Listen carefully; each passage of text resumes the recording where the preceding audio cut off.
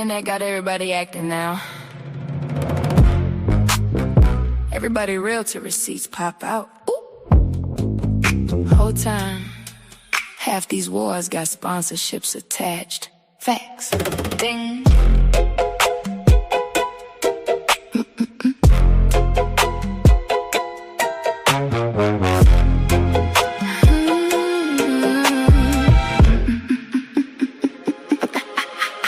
Came in humble, peeping vibes first. Everybody got a story who rehearsed worse. One live say villain, next string queen. Whole timeline living off clips and memes. Clock it, screenshot, text, crop context, then turn pain into profit monetized. Spinning if you say, let me hear both sides. Now they looking funny cause you think with your mind. Girl, bye. Whole sector built off selective outrage, fake tears, fake growth, fake healing stages. Everybody reach peace till the views drop low, then another fake fallout for the next show. Whole time, fat. I don't move with mobs, I observe first. Cause loud opinions don't decide what truth worth. Every villain ain't evil in disguise. Every angel ain't honest behind lies.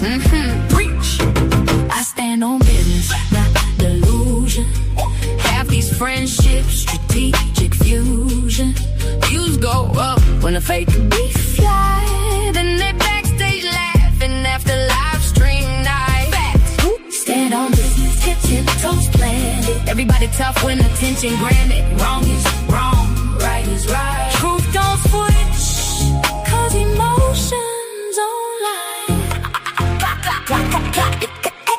Some people don't want peace, they want leverage. Your platform, your audience, your presence. Soon as you distance yourself and move wise, now they online remixing history with lies. Funny how boundaries reveal folks quick. Toxic people panic when they losing their grip. 1 week, enemies next week, friends again. Y'all don't got drama, y'all got marketing plans. Clicks, downloads, chats, reaction views. Truth become optional when money involved too. Everybody scream real to reality sting. Then honesty suddenly offensive again. That part.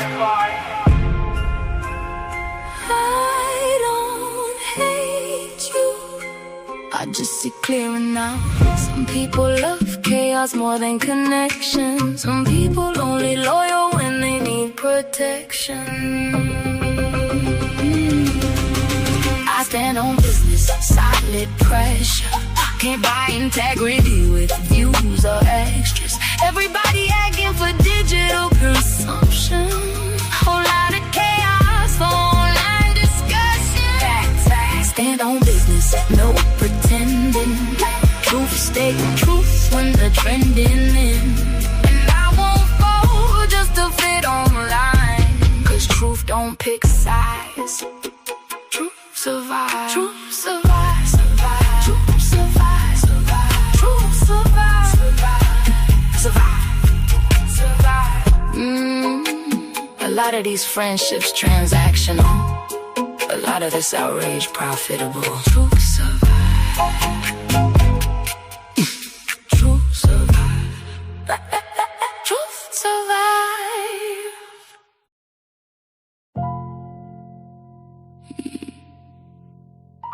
Yeah. Funny how people love throwing rocks to the glass breaking their house. Don't start nothing. Won't be nothing. Don't start nothing. Won't be nothing. Quit crying now. You was loving the dysfunction. Talk slick online. Now it's tension in public. Same dirt you was throwing came back by the bucket. Don't start fires you can't put out. Whole lot of wolves when the views go up. Whole lot of snakes when the truth come out. Now you wanna play victim. Shut up. We remember. Now it hurt? Oh, okay. Karma outside. Keep that same energy. Yeah. I done seen people smile and secretly plot. Screenshot conversations, send them round blocks. Do foul business, then run to God. Like heaven don't know what type time they on. Whole personality built off drama. Whole page built off tearing down mamas. Whole crew fake. Everybody gossip, then act confused when life get darker. Nah. You created that storm. Every lie got a price. Every snake get exposed eventually. That's just life. See, the internet made weird people famous. Everybody tough with edits and angles. Everybody gangster behind them captions. Till real pressure finally make them anxious. Now they posting little quotes about peace. After years of being messy for free. You can't stab folks and scream don't bleed. That ain't karma. Dash receipts. Don't start nothing, won't be nothing. You was out here moving low and disgusting. Not the same energy, turn disruptive. And your own people ain't even trusting. Don't throw dirt, then hide your hands. Universe spin back, that's God's plan. You made beds in all that chaos. Now lay there and deal with that. Tiptoe. Now they ducking their comments. Funny how bullies get quiet when karma responding. Now it's protect mental health, but where was that energy wrecking everybody else? Quiet, that guilt hit different at night. When the same pain you caused starts showing up in your life. I seen YouTube friendships turn into warfare. Seen fake love disappear when the crowd stares. Seen people build channels off humiliation, then panic once they own name get dragged there. That's the game though, cold world. Everybody wanna spend somebody else's pain go. Views up, morals down. Whole lot of lost souls wearing fake crowns. And I ain't perfect, but I learned one thing. If you keep sending hate out, the hate gon' ring. Back to your phone, back to your home, back to your spirit when you alone. That's why I move careful, watch who I feed. Some folks water drama like plants and weeds, then cry online.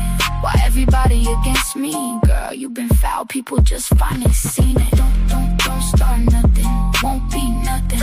Quit acting shocked cause the truth got ugly. All that shady energy turned corrupted. Now the same smoke got your whole life flooded. Don't start wars, then ask for grace. Can't move dirty, then outrun fate. Life got mirrors for every snake, and karma always know your face.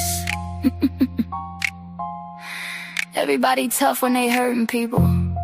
Different story when the hurt come home.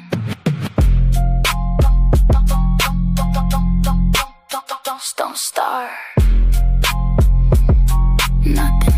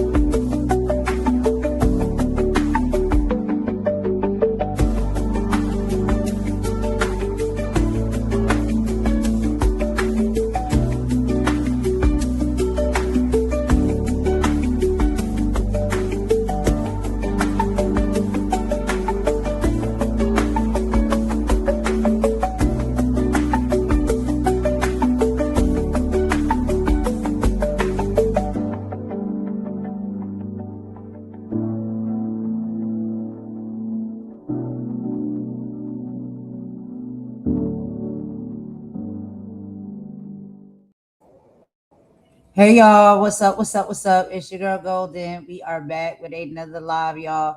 I was having a little bit of mic issue, so I had to run that countdown back a second time. But thank you all so much for joining. Shout out to the people who have come in so far. There's Maya Strong that was here, and then Mr. Nobody IRL. Excuse me, I'm talking too fast. So what's up, Mr. Nobody? Thank you so much for popping in. I really appreciate that. I know you said you're going to be in and out, and you did hit the like button. Thank you. I appreciate that. And what's up, Maya Strong? Thank you for the disclaimer as far as the copyright message. But yeah, let's go ahead and get into it, y'all. So it's about 2:58, almost 3 p.m. Eastern time here in the Carolinas, in the United States. And y'all, it's been another hot day. It's like, yo, almost like it feels like it's like 95 outside. So I was out there for a little bit, and then I had to come back in. Y'all know I don't stay out in the heat too long. But yeah, it's a beautiful day. The sun is shining. You know what that means? I'm in a great mood. I hope you guys are having an excellent day in whatever respectful time zone you are in, whether it's morning, afternoon, evening, or night. And y'all know I have my favorite co-host here with me. Imani is in the building. And we got a few little topics, y'all, some celebrity updates and things like that we're going to discuss. And of course, do a little bit of housekeeping. But let me go ahead and bring Imani up. What's going on, girl? How are you doing? I know it's a bit warm there for you as well, but what's the tea? I'm good. I'm good. Yeah, it's still warm. It's still about 91 degrees at the moment. It's 8 o'clock in the evening. Uh, Sun is still shining, and yeah, it's good. It's good. It's good weather. I can't complain. I shouldn't complain because we had rain a couple of weeks ago. I had a busy day. I had a few house things to do, and some IT stuff, and as you know, the admin stuff that we've got going on. So yeah, I've been good. I've been good. Yeah. What about you? What have you done today?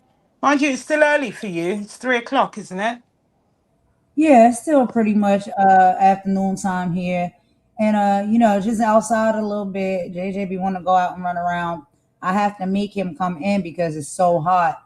I don't want him getting, overheated and overexerted and stuff like that. So let him play outside for a little bit, and then we come in, we cool off, we eat our popsicles and play here in the house, and do household chores. And yeah, this admin stuff is like really added a lot more tasks to my day. So, we got some admin stuff we working on, girl. But outside from that, typical summer day, kicking it with my baby boy, and mama's here.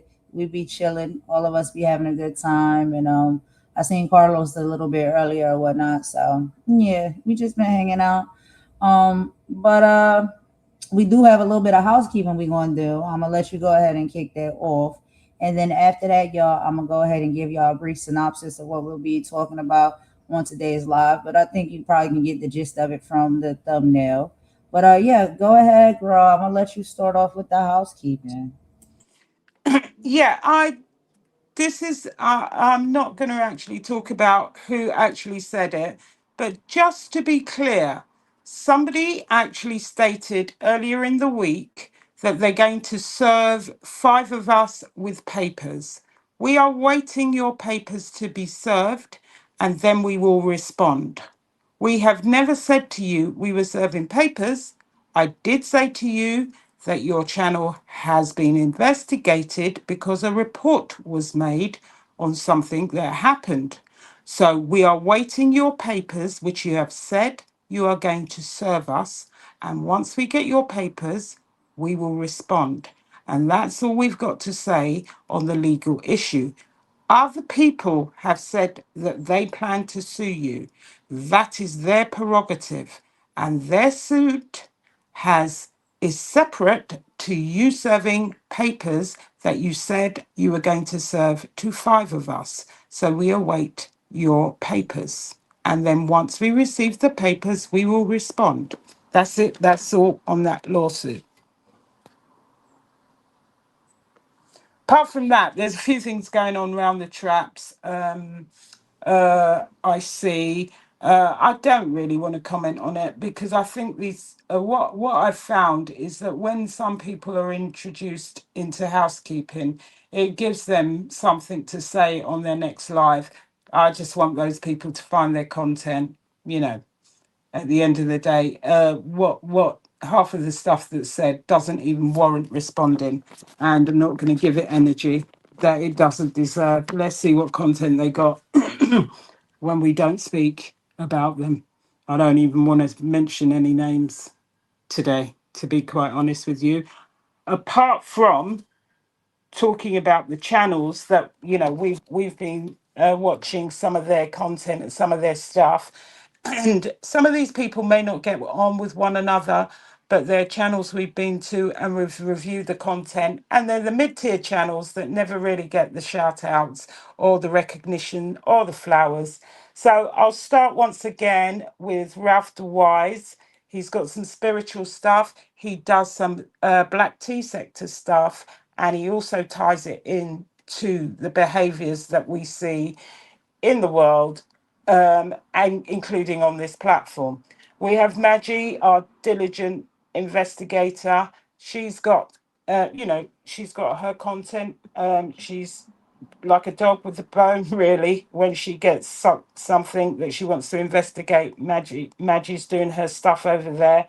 Got Kimmy Love doing lots of panels, trying to bring peace to people. I think, yeah, go support Kimmy Love. Go and support these guys. If you don't like the content, you don't have to subscribe. But if you do and you can subscribe, join, buy a membership if you can. So we've also got Unwind with Teddy. She's doing her thing over there. Same thing there. If you like the content, subscribe, join. Uh, you don't have to watch what you don't like. These are some of the channels we support. We've got Cultivate with Kai. Same again. We've got Mel's World. Love the thumbnails, Mel, by the way. Got Good Utopia. We've got We the People. We the People. Mm-mm-mm. Saw that read today. That was epic. Um, Mr. Nobody, he's also got a good content. Love the technology that you're using in the cameras. Just Call Me Sammy as well. And of course, Trevor Green. Still loving his content. He's very funny, got good music. Dropping the tea. Star still doing her thing. Glad to see you coming out and doing some live, Star, not letting people stop your journey. Others also that have music are Good Utopia, Dropping the Tea, and of course Golden Queen Music. Go over there, listen to their content. If you like it, share it, subscribe, drop a like. Everybody needs support. Most of the people here are not the ones that you see that are giving the flowers. They're the mid-tier content creators doing good work out there. And in the large content creators, as per usual, Mims, love his work, love how he does his stuff. Smaller content creators can learn a lot from how he delivers his content, stays out of the mess, just focuses on his content, his subscribers. Look at how the chat communicate. There's a very, very key thing on how chats conduct themselves during a live. It says a lot more about the content creators than it does the chat members. And that's something that Jennifer Lewis was talking about yesterday. And the other person is Kempire, also great content creator, been around for a while. Go go over there, have a look at his stuff, support, like, share, subscribe, doing great work. Another person stays out of the messiness. And Conscious TV as well. I like Conscious. Um, there was some stuff that came out. Did you see the stuff on TS Madison? Um, Golden.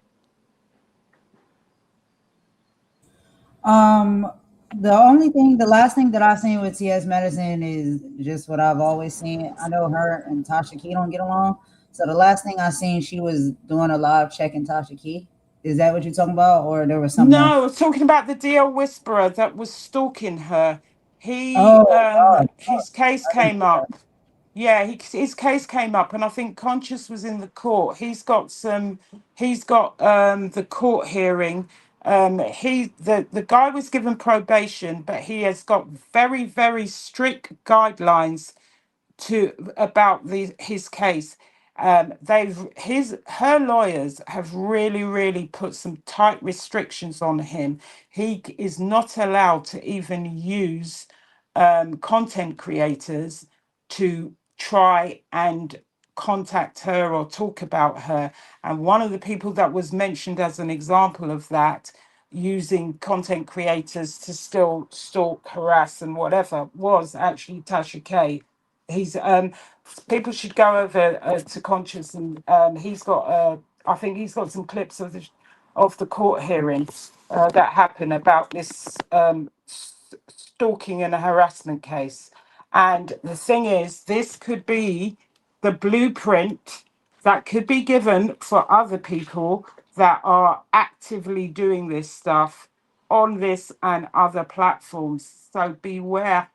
The law is changing around these things, and it's even the restrictions have even been given to other content creators. There's a list of people I can't remember, but yeah, definitely people should keep their eye open on that one, because that hearing happened, I think, yesterday or the day before. I can't remember. The days are just merging into one, but there were a lot of restrictions on him and where he can live as well. There's about 9 states I think he's restricted from living in, allegedly. But you should go over to Conscious TV and see what happened in that case, because people need to mind their eye, because the law is catching up with these platforms and with some of the behaviors that are going on these platforms. Wow, I didn't know all of that was going down, but yeah, shout out to TS. I like TS. I watch TS content or whatnot. And I know I've seen the riffraff, the things that go on between her and Tasha Key. And I did used to watch Tasha Key before as well. But nobody deserves to be stalked, harassed, or have their family put in danger. No, And sorry, can I just make a correction? It wasn't Tasha K that was harassing her, it was the DL Whisperer. no, It I was know it was the DL yeah. Whisperer. I'm just saying, as far as context, as far as the two, No. It's just in case people. I'm only saying it yeah, because people people take seem to stuff on. confuse what we They say. take I'm stuff on. clarifying that she Yeah, was mentioned as an example that he cannot use to try and launder whatever it is he was trying to do. I just wanted to make that clear before people go on and say that we're talking about Tasha K I know. stalking the dear whisperer. You know what it's like out here. People like Yeah, to misrepresent what we say. you have to be very clear. So no, that is not what we were saying. This DL Whisperer person, whoever this is, if he has been stalking, harassing, and putting TS Medicine and her family, her home in danger, then I'm glad she is taking the proper precautions that she needs to take to keep her and her family safe. And if anyone watches, her channel and her content, you will be very knowing that she also is someone like myself and many others of us out here that do look after our mothers, and our mothers do live with us within our homes and stuff. And so, yeah, that's disgusting work that anybody would try and stalk or put someone in harm's way, just because what they're hateful or crazy. I don't know. They're unstable. We can't be sure. But I'm glad she's taking the proper precautions to keep herself safe. And I didn't hear about that story, but I'll look into it and see all this going on. Hey, dropping Oh, the tea. What's up? I was just going to say, just a quick one. It was because of her working with the prosecution that he didn't actually get jail time. So she was very, very reasonable in she worked with the prosecution, because he could have actually got jail time. And I believe he's got 9 years probation. And then after 3 years, it will be reviewed allegedly. I'm not sure whether those are the correct facts, but it was down to TS Madison not wanting, and I think if he behaves himself, it can be expunged from his record. And it was down to her saying that she didn't want this to have lifelong impact on him. So she really worked with the prosecution to try and get a deal that suited her safety and also did not punish him forever and a day for what he had done, apparently, because he actually drove into, I believe he drove into a cul-de-sac and was filmed in her drive or somewhere, something like that. I haven't got all the details of the story, but she was very understanding and tried to help get the best deal for him by working with the prosecution. Wow, and how noble is that, you know? And that's the thing. Like a lot of people are very noble. They do have a heart. They don't want to totally dismantle somebody's life. It's just like, please don't dismantle our lives. Like, don't put me and mine in harm's way. It's like you'll have to do what you have to do, but you don't necessarily want to see someone, you know, suffer or anything like that or go down too bad. It's just like, how do you get you to stop?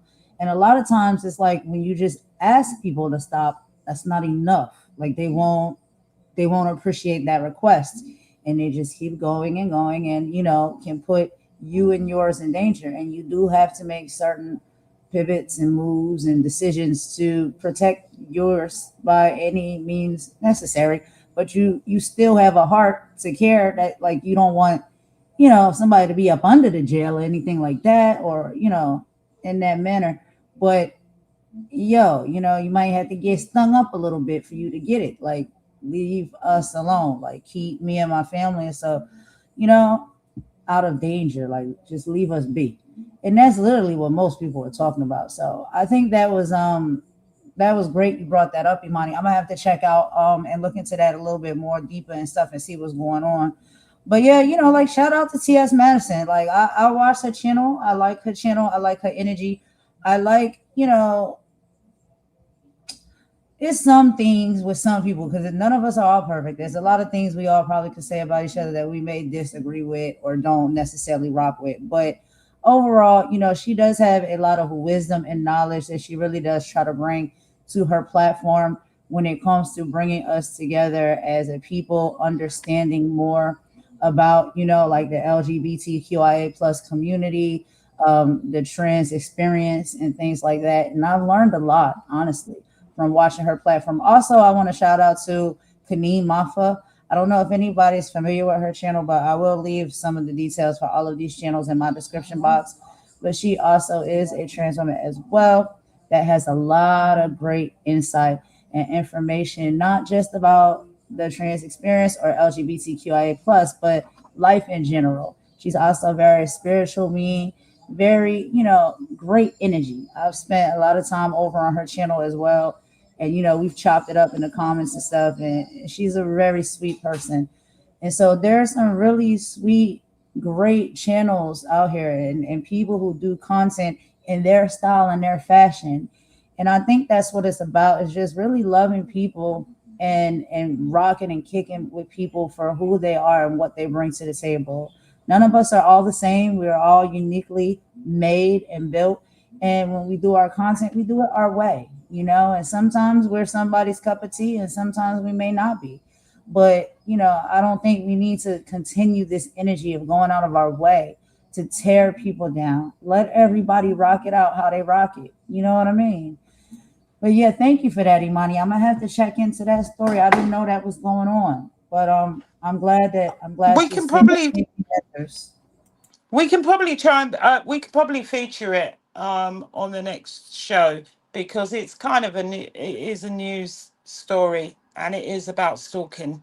So I think it is an important story because of the restrictions that are in place uh, that connect to other content creators. So it's really important. I think it's an important story because this guy was stalking her and he was it was felony stalking basically.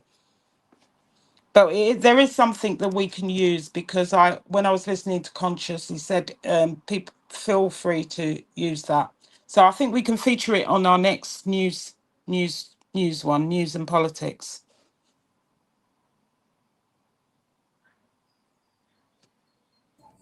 Okay, yeah, that sounds good. We should definitely do that. And yeah, you know, we also put Conscious TV on the list. Shout out to him as well. I have been over to his channel before, you know, and I did get blocked out because I was saying some things I wasn't supposed to say. We had a difference of opinion on something, and I was a little bit too, you know, strong minded in what I had to say. And he was like, you can go. But outside of that, No, he is actually really pretty cool content creator. Very fashionable, and he's an intellectual. He is. If you actually listen to his content and how he speaks and how he covers certain stories, he's very intellectual. And so that's what I'm saying. Like we all are a lot more alike than different. We just got our own styles and fashions and how we do things. And we are in, I don't know why, a place and time right now why the great divide is something that is like being heavily pushed. And it's just like I want to see all of that come to an end because I feel like we all can do it and do it to the max. You know what I mean?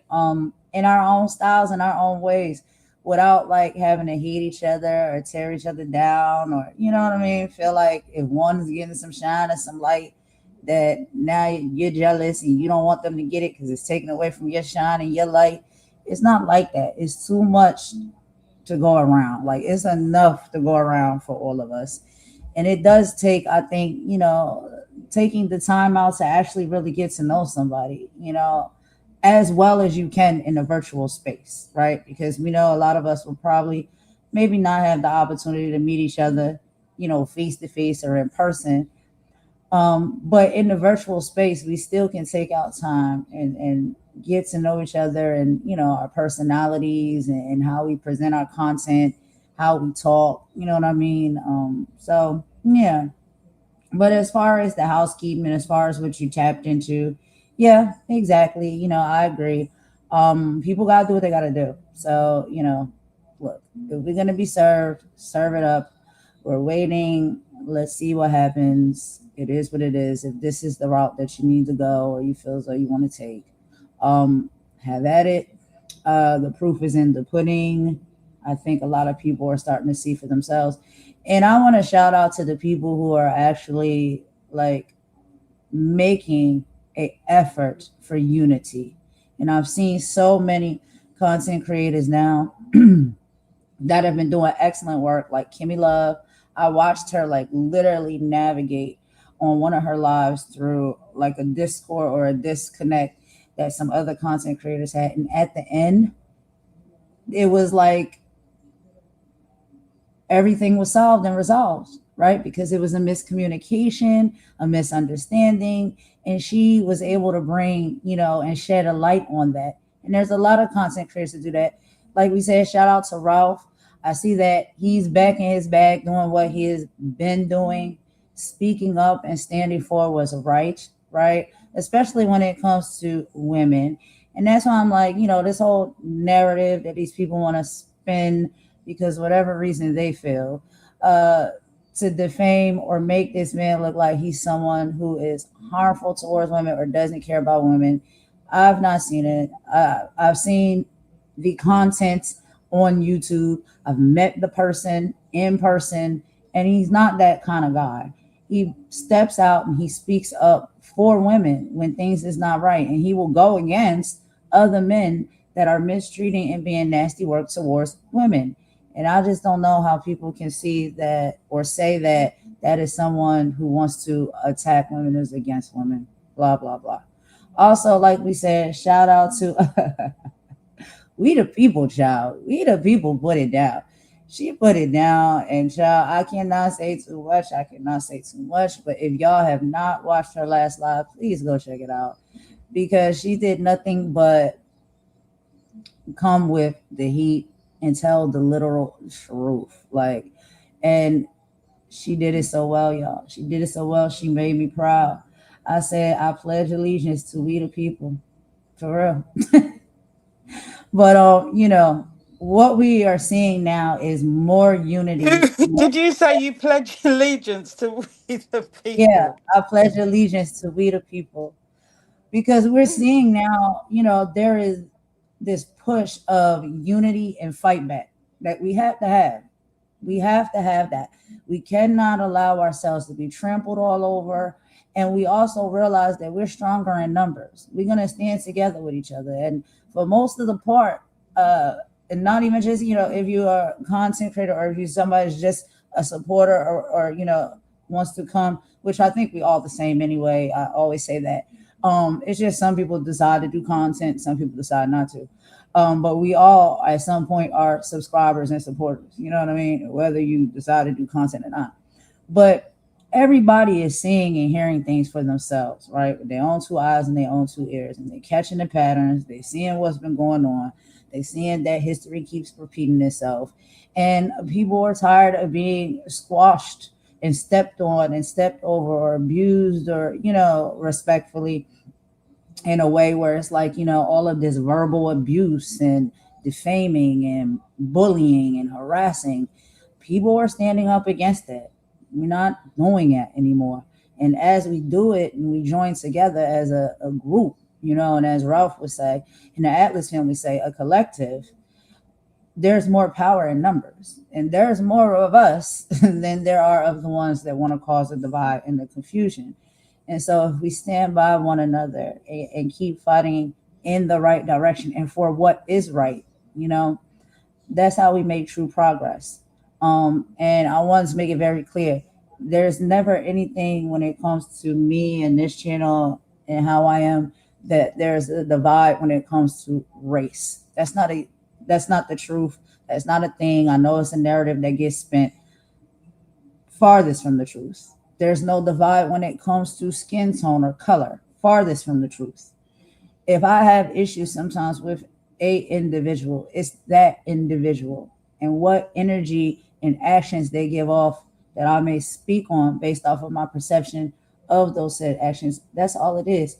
And a lot of times it doesn't have to go any further than that, just one time in that one conversation. When it's a continued behavior and actions from people, then I may have to keep speaking about it. If it's just one situation, I already done said something, squash it, move forward, we are good. You know what I mean? It doesn't have to be holding on to these bones and this anger and this, resentment and hate for people for long periods of time. It's like you deal with a situation, you handle it, you come to some type of conclusion or agreement, and then you move forward however you see fit to do so. Whether that's, splitting ways, or maybe it's just like, okay, all right, I got a better understanding of that. Now we can move forward. And vice versa. It can be on all sides that we have those type of conversations. But that comes with being a mature person. It comes with being an adult. You know what I mean? But go ahead, Imani. Oh, I just wanted to say, dropping the T. Congratulations in order. Did you get monetization? Yeah, Javanese. I think I seen that yesterday on your channel, girl. Congratulations. I think you got monetized. And so we are so proud of you and happy for you. And we will celebrate that, right? Because that's what I'm saying. Like, if we see somebody winning and they making it, we got to celebrate each other. You know what I mean? Like, so that's something that we're going to incorporate a little bit more over here. We're going to do celebrations. When I'm seeing people are getting monetized, when I'm seeing people that are getting remonetized, when I'm seeing people that are rising from the ashes like a phoenix, we're going to celebrate that and shine a light on it because it means a lot. And I want to see people win. I genuinely want to see people win. And I know we all can out here. We all can because it's enough to go around for everybody. And we know it's a lot sometimes that you got to fight through and survive through to get there. So, dropping the T, bro. Congratulations to you.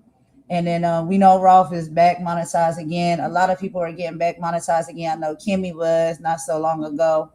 And No, I'm she's got two monetized channels now. Her bigger channel's been remonetized. So congratulations to Kimmy. She's got two Kimmy. monetized channels. Okay. People are Okay. winning. Everybody's winning. That's what we want to see. We want to see everybody win. Everybody can eat. Everybody can win. And we need to be happy for one another. Like, can we get back to that? And I ain't trying to tell nobody what to do, but I'm just saying what's in our hearts and our energy that we have over here. We don't hate on nobody. We really don't. Like, I want to see everybody win. You know what I mean? And I don't make certain decisions and move and operate in certain ways because of that. Like, even if I'm bumping heads with somebody or we ain't getting along, I don't want to see nobody not eat. I don't want to see nobody not be able to pay their bills. I don't want to see nobody homeless. I don't want to see nobody struggling or anything like that. It's just not in my heart. It's not in the fabric of how I was created. And a lot of times people may say that make me look like I'm soft or I'm stupid or I'm a pick me or all of the things, child, that they be saying. And it's like, say what you say. I know what matters to me in my heart. And I know how, and personally, respectfully, how my God wants us to be as a people. And again, this is respectfully just my personal religious and spiritual belief. Respectfully, I know we all may have our own different ones, but that's just how I am. And I don't know how else to be. So yeah, I don't want to drag it on too long, y'all. But yes, congratulations to dropping the T. And anybody else who's out there who might have just, recently become monetized, they might have hit a certain, milestone mark. Congratulations to everybody. You put in the work, you know what I'm saying? And you stick it out, you fight through, the good, the bad, and the ugly, and you come out on the other side in the light. And I think everybody is deserving of that if they're not out here doing malicious things and, just being nasty work. People are just trying to work out here to get it. But go ahead, Imani. You can keep going and then we'll get into our content in a little bit. Yeah, no, I'm just going to say a final line. Yeah, we want everybody to win, and we've shouted out some good channels and go and support and listen to them. But that doesn't mean that actions don't have consequences. And if you do certain actions that have legal or other consequences, that is also a fact of life. So I just want people keep doing what you're doing. If you're happy doing what you're doing, protect your peace, take care of your loved ones, and stay blessed as always, and enjoy the content. And thank you to the shout out to the replay gang, and let's get to the content. Absolutely, absolutely. All right, y'all. So let me go ahead and give y'all a brief synopsis of what we're gonna be talking about. I know y'all probably might have heard a little bit about what's going on here on the YouTube streets or whatnot because a lot of people are reporting on it. But y'all, um, we do have to talk about some things when it comes to Oprah. Um, and she has some commentary to make about Whitney Houston. So basically, what a lot of headlines are asking is why is Oprah talking about all of these things around Whitney Houston now? We also have Whitney Houston's estate, who has responded to some of the claims that Oprah made. And we also have a bodyguard that worked with Whitney Houston that shares his version of, Oprah's taping incident. And if y'all remember back in the day when Wendy Williams had her show still up, she also had some questions during that time, and she asked him straight up to the face of Clive Davis about some, distasteful things, that might have happened during that time where Whitney passed. But yeah, during her presentation at the Cannes Lions Festival, Oprah Winfrey claimed that back in 2009, Whitney Houston fell off the talk show stage prior to their famous interview due to a UGG relapse.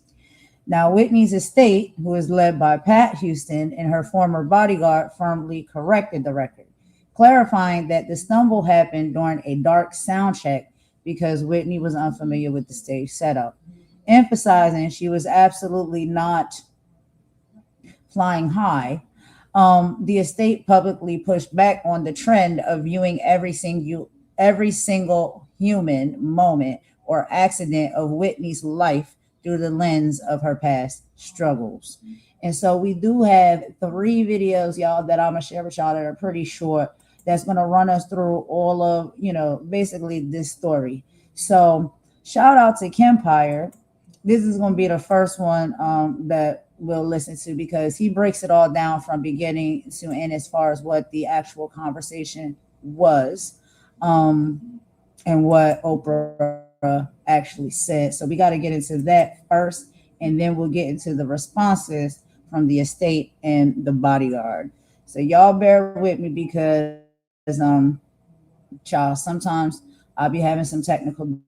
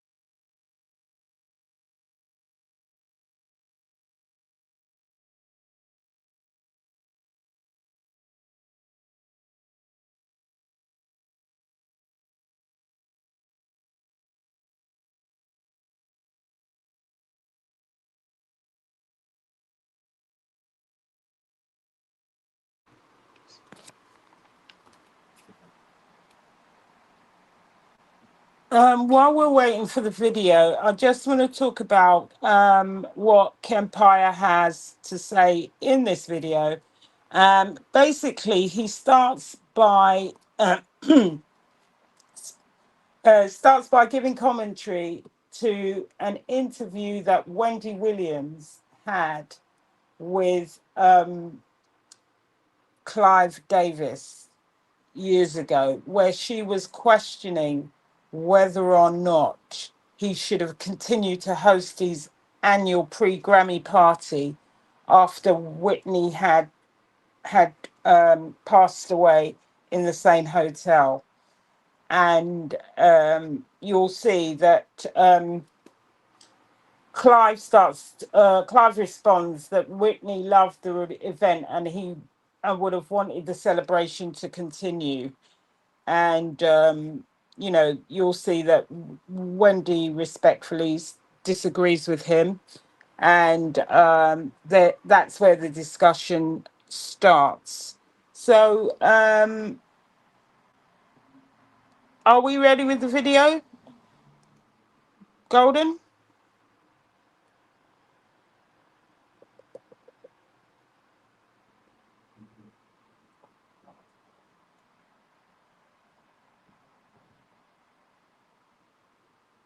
Oh, it keeps freezing and kicking you out. Okay, I'll just keep You hear me talking now? about this. You can Yeah, hear me now. Wendy actually disagrees, and she argues that cancelling the party would have been a more appropriate tribute.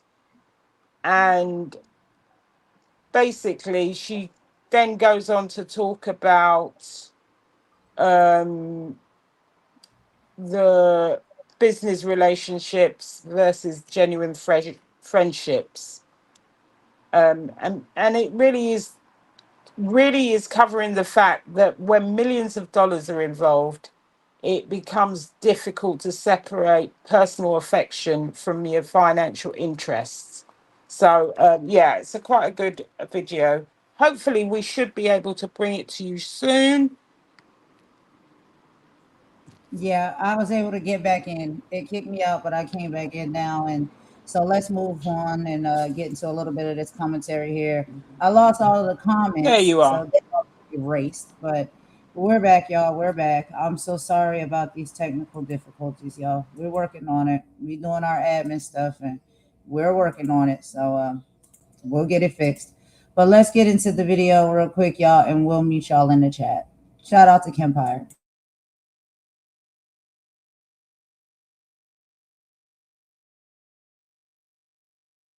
Clive Davis. Okay, so Clive Davis passed away, age of 94 years old. So a lot of people, although there are some, especially those of you that are in the music industry, have been celebrating his legacy. His legacy is long.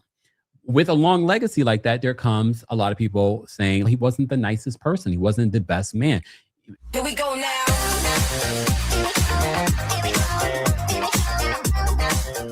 A lot of people have their conspiracy theories on Clive Davis. We're not going to talk about that here. But people are citing this interview that Wendy Williams did with Clive Davis years ago. And we're going to play this under fair use. I'm going to have to stop and play, y'all. Let me see if now, I've made it no secret. So we're playing this under fair use. This was an interview years ago on the Wendy Williams show where Clive Davis was stopped by the Wendy Williams show. And she basically was like, so why did you guys continue to have the Grammys party, the Clive Davis Grammys party, and Whitney Houston had died the same day? You remember?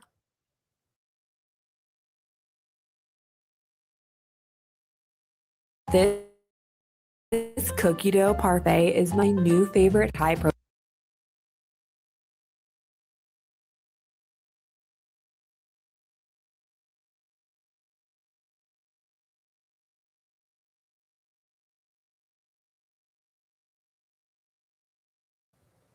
That I just thought it was in poor taste for you to continue with the pre-Grammy party when Whitney's body was still upstairs in the hotel room. Remember, Whitney passed away the same day as Clive, your annual party. Why did you go on and have the party? Just asking.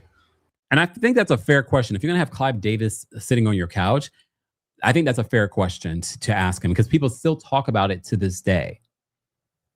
You're a very small minority, because if you... He said that she's a small minority. Excuse me, sir? I don't think you should say that to an actual minority. A small minority. Hold on, let me rewind that back. Asking. You're a very small minority, because if you knew Whitney better, you knew she was not there to perform. Yeah. This was her favorite night of the year. Oh. She came out every year. Oh. This party was so part of her. So you're saying And that she so would... that the family, we spoke to representatives of Pat, who was a manager, Mm-hmm. Gary, who was her brother. Her body was still upstairs. But we dedicated the evening.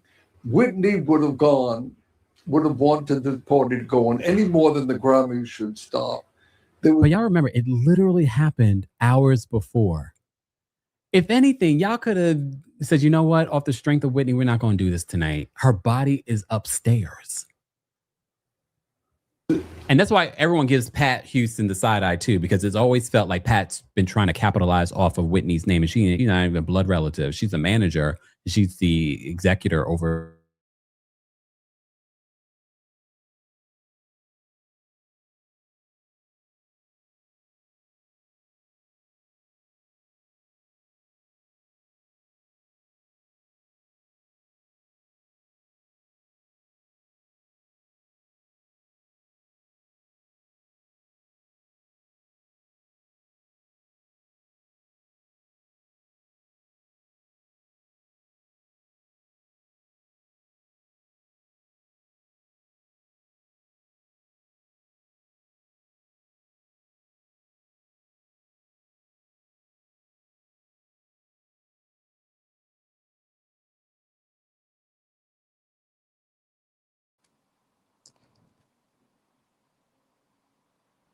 Hold on one second, guys. We'll be right back. I think Golden's having a few technical issues. Just waiting to hear and get an update.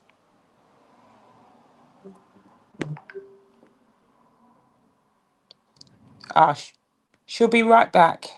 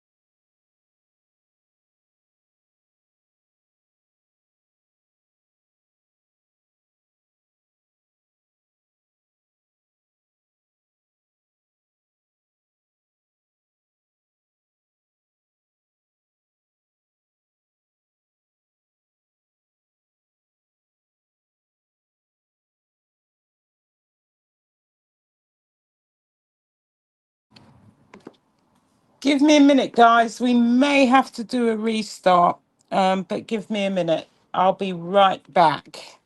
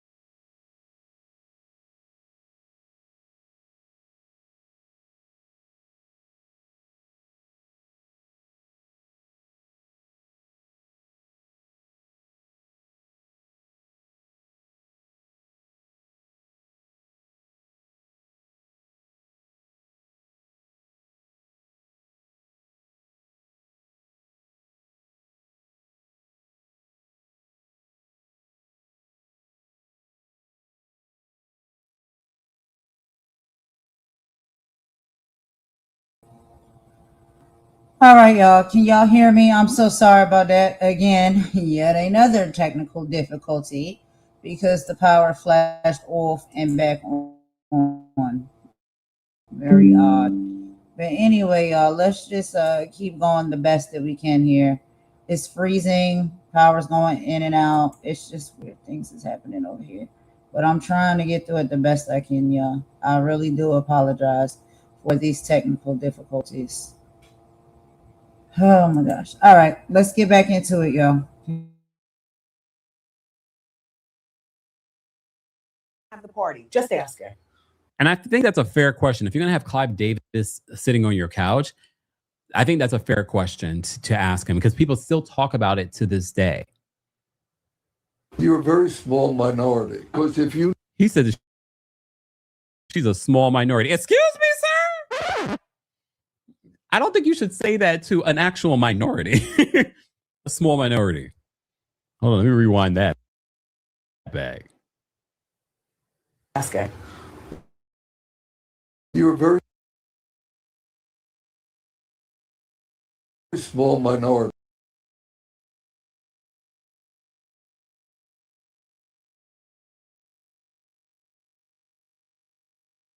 So she was not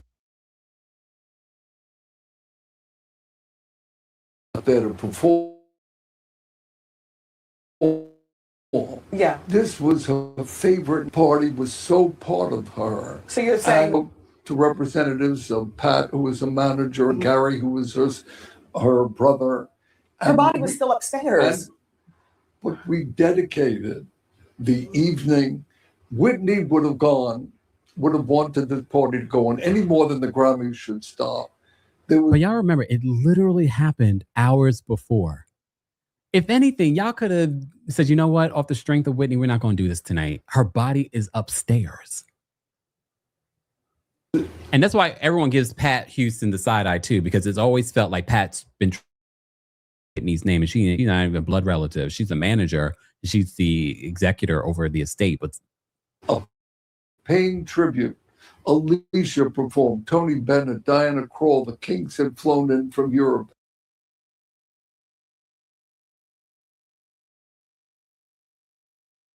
Elvis Costello, Jackson Brown, Diana Ross, Jamie Foxx.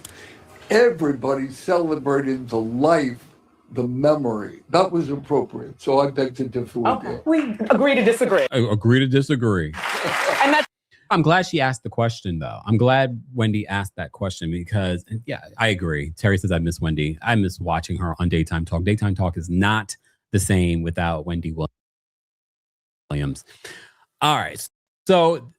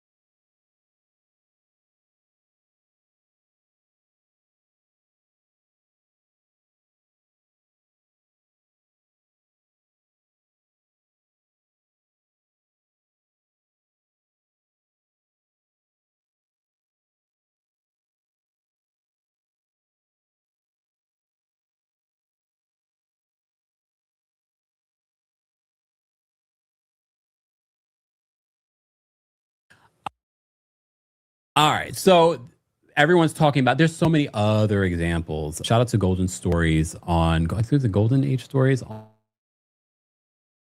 on Instagram. They were talking about the different times throughout on opinion when it comes to certain things about her life and career and her aspirations. Look, we have to also keep in mind, I know he probably will say that Whitney was his friend. I don't know if I would consider them friends. I would definitely, you have to remember that Clive Davis is a music executive, and he's been a music executive for many years. And when you are financially connected to someone, when there's a business relationship, especially when your business relationship with someone has made you millions of dollars, the line of friendship is skewed. Okay, so I can't say that was a real friendship, but in all fairness, we don't know their friendship. We don't know their relationship.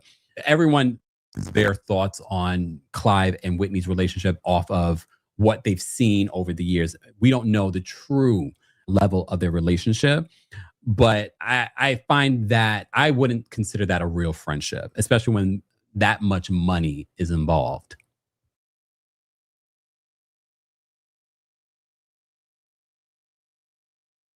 Keep asking, how do we actually get an AI agent on our team? Well, it's easy.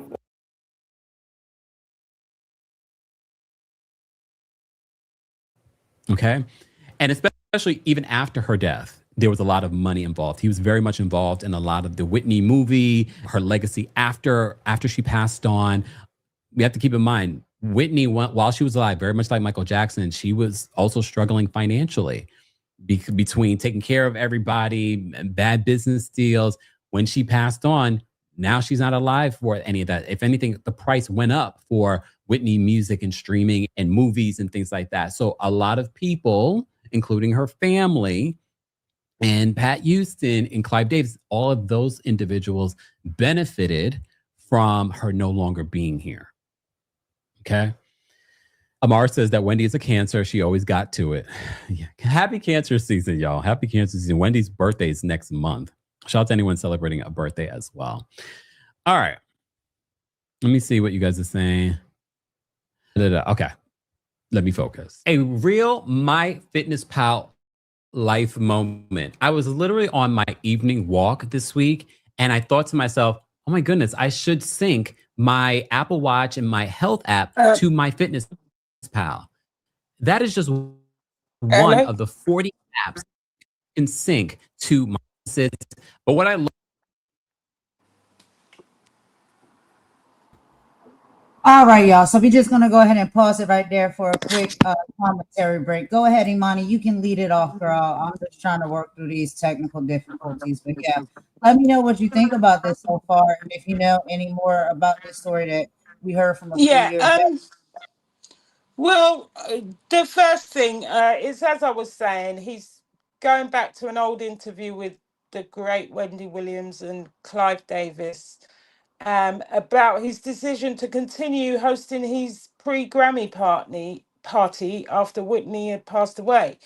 And he says that she loved the event and would have wanted the celebration to continue because she told him that, yeah?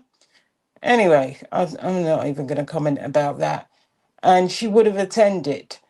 Yeah, she would have attended, but she passed away in a bath. What is he talking about? And Wendy disagrees. She argued that cancelling the party would have been a more appropriate tribute, which I agree with. Then the discussion expands to Pat Houston, who continues to manage Whitney's estate. And then, like I said, Kempar's talking about the difference between genuine friendships and business relationships about the money, and the personal relationships are supposed to be about obviously your personal feelings for that person, and really it's the business relationship that took precedent in this situation by them continuing the party. The other thing, you know, the Whitney's catalogue of films and music obviously became significantly more valuable after her death, and it benefited her estate and her business partners. So, it's really about, grief, the business and the legacy initially, and whether commercial interests sometimes overshadow compassion after what was the death of a global superstar. Um, and I think that when you have a personal relationship that has a financial attachment, there's always going to be conflicts in there. And a lot of it stems from a lot of these relationships happen where there are these conflicts when you have family that is involved directly in your business, because it's hard then to separate the business from the personal. But I mean, him saying that she would have wanted the party to go on. What she told her that, him that. I just found that, quite cold. But that's just me, really.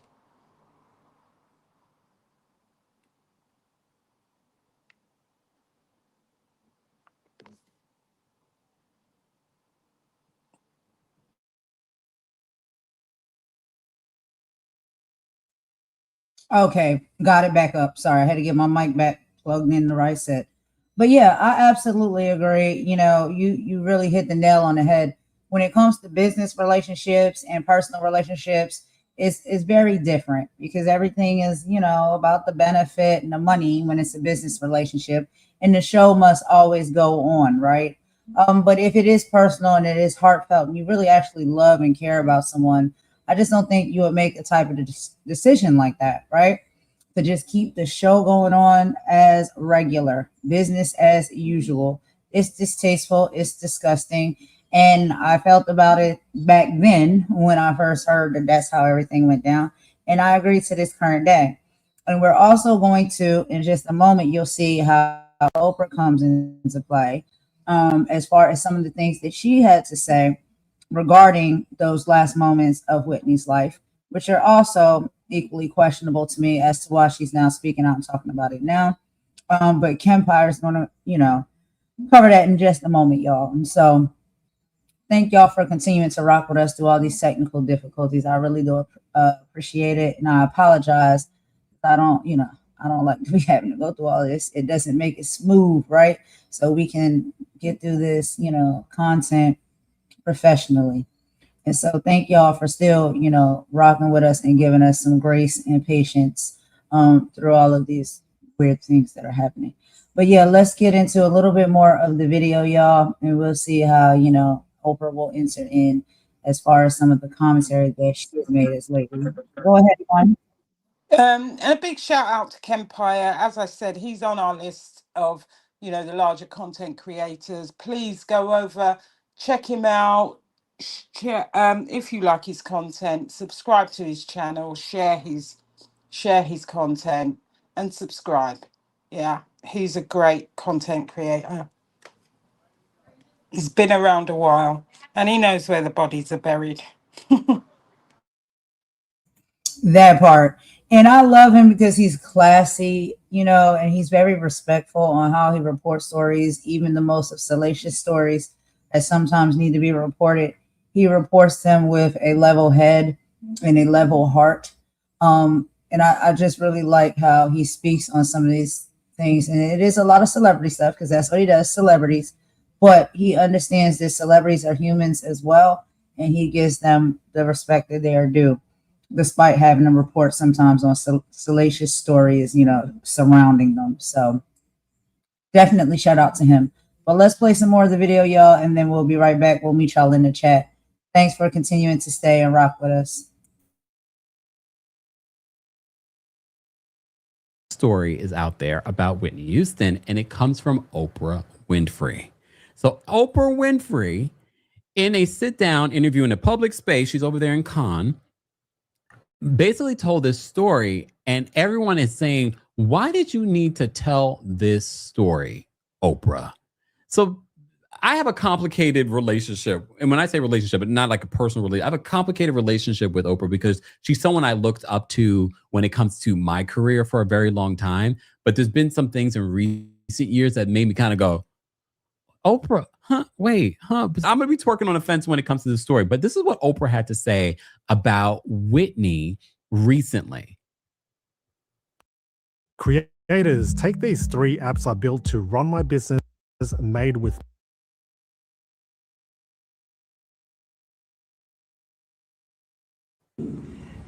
we did the whole, hey girl, how you doing, greeting thing. And then I stopped the cameras and I went behind stage and I said, so tell me, what do you want? What do you want to happen here? And I'm going to tell you what I wanted to happen here. And that was one of the most powerful interviews. And do you all know, this is an amazing thing that happened. I had such trust from the Oprah show audience that Whitney did, I think it was her last show with us. And she had gone back on drugs. The first interview I did with her when we'd gone behind stage and I asked her about her attention, she was clean. But the day she came to my show to perform in front of the audience, she was not. Do you guys remember that interview? That was one of the last interviews that Whitney did with Oprah, where they had that interview in the auditorium. That was a special place for Whitney in her career. And that was done days before. And then I think it was like a 2-part interview. And then there was an audience at the Oprah Winfrey show in Harpo Studios, where Whitney came to perform, because this was also a part of the rollout that Clive Davis was a part of when it came to her last project. She came to perform there. So this is what Oprah is telling a story about in regards to that day, part 2 of the interview. To perform in front of the audience, she was not. And she fell off of the stage. So she's saying that Whitney was actually high in that second part of her interview. Let me go back. Showed that to perform in front of the audience, she was not. And she fell off of the stage. And I knew that if that story got out that she'd fallen off of the stage, that she would be destroyed by that. And so even though the audience was there and the audience had cameras, I begged them not to put those pictures out because it would ruin her life, and they did not. And what about... That would not happen today, I can tell you. So a lot of people are saying in regards to this story, why are you telling this story now though, Oprah? If you felt like it would ruin her life, why would you tell this story now? I'm going to twerk on a fence. I'm going to see the other side of this. I feel like Oprah feels empowered to tell this story now because it wouldn't affect Whitney because Whitney's no longer here. But immediately when I heard this story, and I said, so why are we telling this story if you literally had the trust of this audience? The audience that was there never told the story, even though Whitney has passed on for how many years now? No one in that audience told the story. And you asked them not to tell that story, Oprah. But now, in front of this live audience, and now it's on every blog, every news article, now everyone's talking about it. Sometimes I read the room. Look, I get it. In your head, you're thinking, you were just dumbfounded that happened in front of all these people and no one ever knew until this moment. I was just... Immediately when I heard this, I was like, so why are you telling the story? Because I was really waiting to see the context. And I think on one level, I twerk on a fence when trying to see her side of it. At the time, because Whitney was still alive, she felt like if that had come out, it would have been headlines and it probably would have sent her in a dark space and whatnot. So she feels I can tell the story. Who's still here with us, though? Her friends, her family that might be affected by this story. Yes, her daughter's no longer here. Her mom's no longer here, but she still has her brothers. She still has her cousins. She still has the people that love her. I don't know. I found that to be weird. But again, there have been moments in recent years that I've found some of the things that Oprah has done to be a little strange and not reading the room. And I guess maybe when you reach a level of power and success and money, you don't have regular folks around you to be like, yeah, girl, that's not normal. You know what I mean? That's not normal. And that's why it's important to have people around you that will ground you. VK says, what an audience. That's incredible. Everyone's never told that story. Honestly, I would only justify Oprah telling the story if it had come out. If one of the people had spoken up recently about it. And she was like, I never wanted to talk about this, but since someone did speak about it, and this is years after it happened, I'm speaking about it. But no, you were the one who asked. All right, y'all. So we're going to stop it right there again for yet another commentary break. And I couldn't agree more with Empire. You know, something is very odd to me personally, in my personal opinion, and fishy about why she would come out and tell this story right now. And like he said, like even when it happened, allegedly, if it's true or not, I wasn't part of the audience, so I can't speak on it and be sure. But it's never been leaked or talked about at all. Ever. We didn't hear any audience members or any supporters come out and leak that story in a salacious way. But now Oprah comes out to speak about it so randomly. And this all coming up now to me, which I think is a bit odd, after the passing of Clive Davis. So what do you think about this, Imani? What are some of your thoughts and feelings? It's a bit odd to me. The first thing that I would say is that is an amazing power that she had over her audience. And it will be interesting to see if now that she's spoken and she's made her audience swear to silence, and if that is the case, that is an amazing power that she had over that audience, because for not one person in that audience to leak it, because that would have been a big story for someone to sell, is amazing. And like you said, I agree with you totally. Why now? Because she said it, like Kempire said, she still has relatives out here. So what benefit is it for her to say it now, apart from to preserve the memory of the ancient Clive Davis that has passed, when people are going to start talking about other things? I mean, for me, it's like she's doing some PR stuff for this man who's passed away, in Oh, my opinion. In my girl. opinion, because that it is amazing that no one leaked it. And I think if I was an audience member, I would be pissed off that she is leaking it now when she swore everybody to secrecy. A lot of people could, because they could have made a lot of money out of that story, going out and telling that. They were sworn to secrecy. Yes. It will be interesting to see what happens now that she's revealed it. And I don't Yes. understand why now. Why do you need to tell that story now that Clive Davis has passed away? Is it because you know there are other stories that are going to be coming out about this incident? Because to me, it stinks to high heaven, stinks to high heaven, really does. And it's unnecessary because Yes, girl. no one's spoken We about it. on the same page when it comes to that. We think so much alike. I was saying the same thing. I said, okay, wait a minute here. All right. So now you come out with this story, right?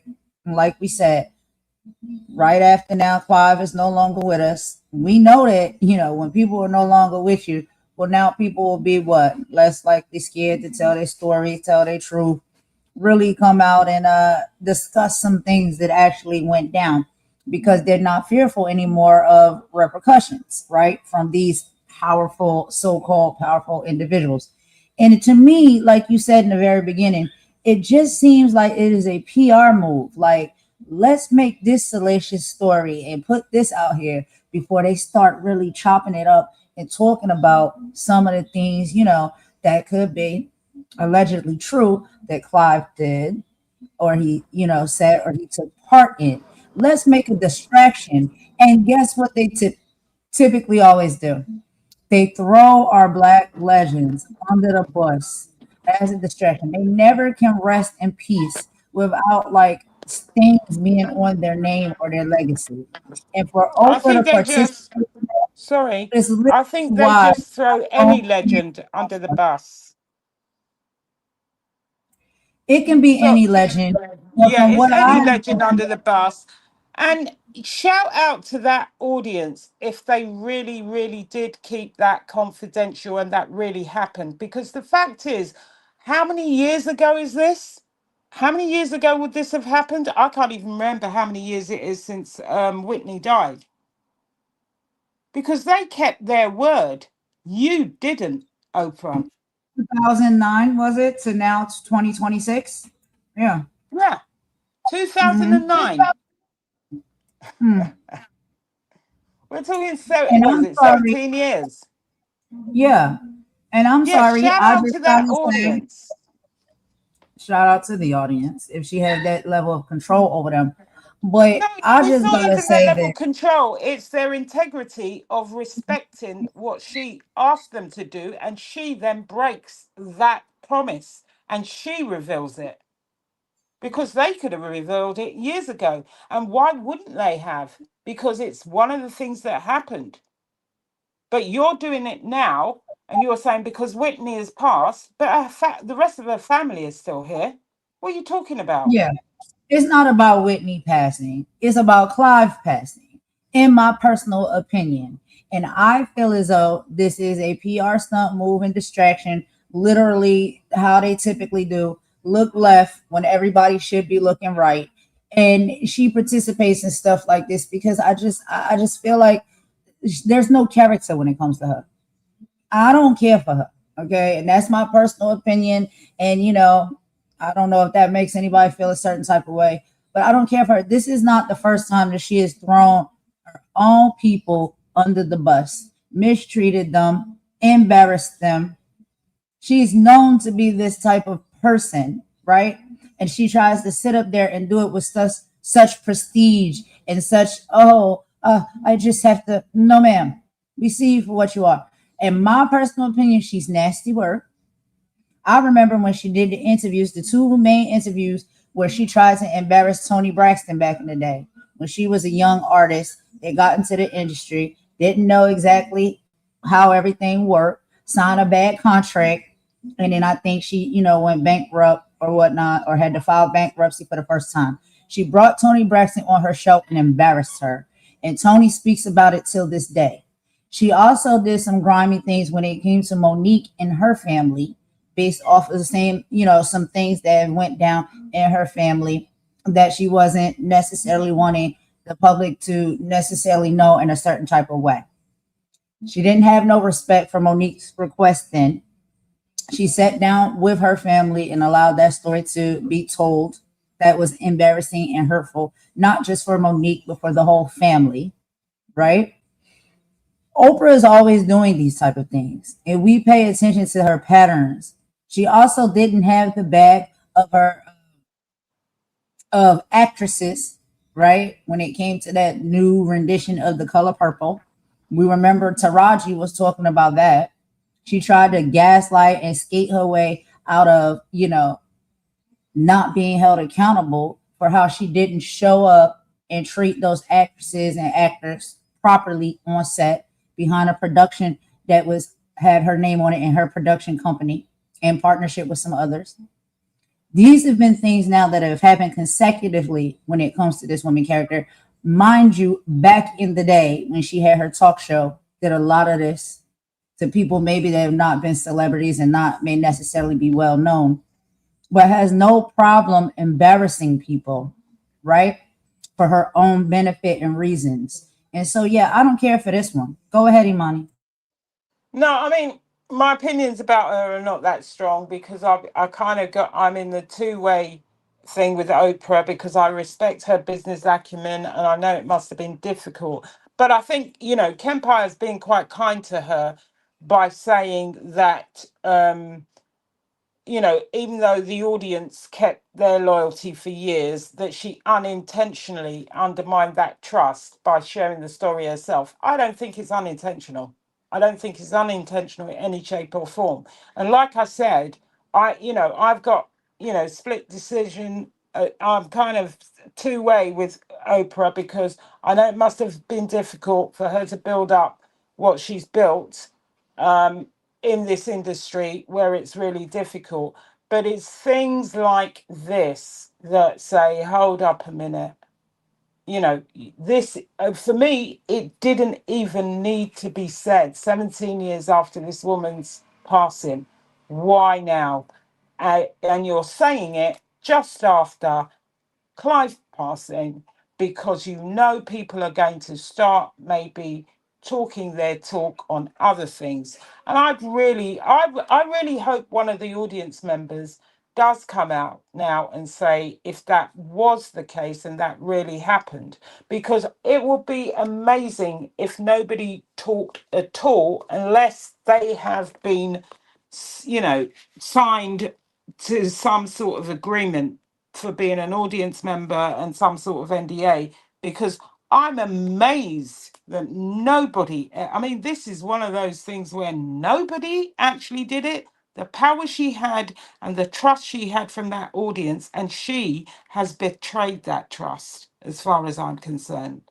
And if I were an audience member, I would be peed off, and I wouldn't be doing it for the money. I'd be doing it for the fact that she has just, wiped out all the trust that they had, and they kept this secret for 17 years. But anyway, we'll keep it moving. Right. And one of the things that I just want to say before we go ahead, we're going to play some more Kempire right here.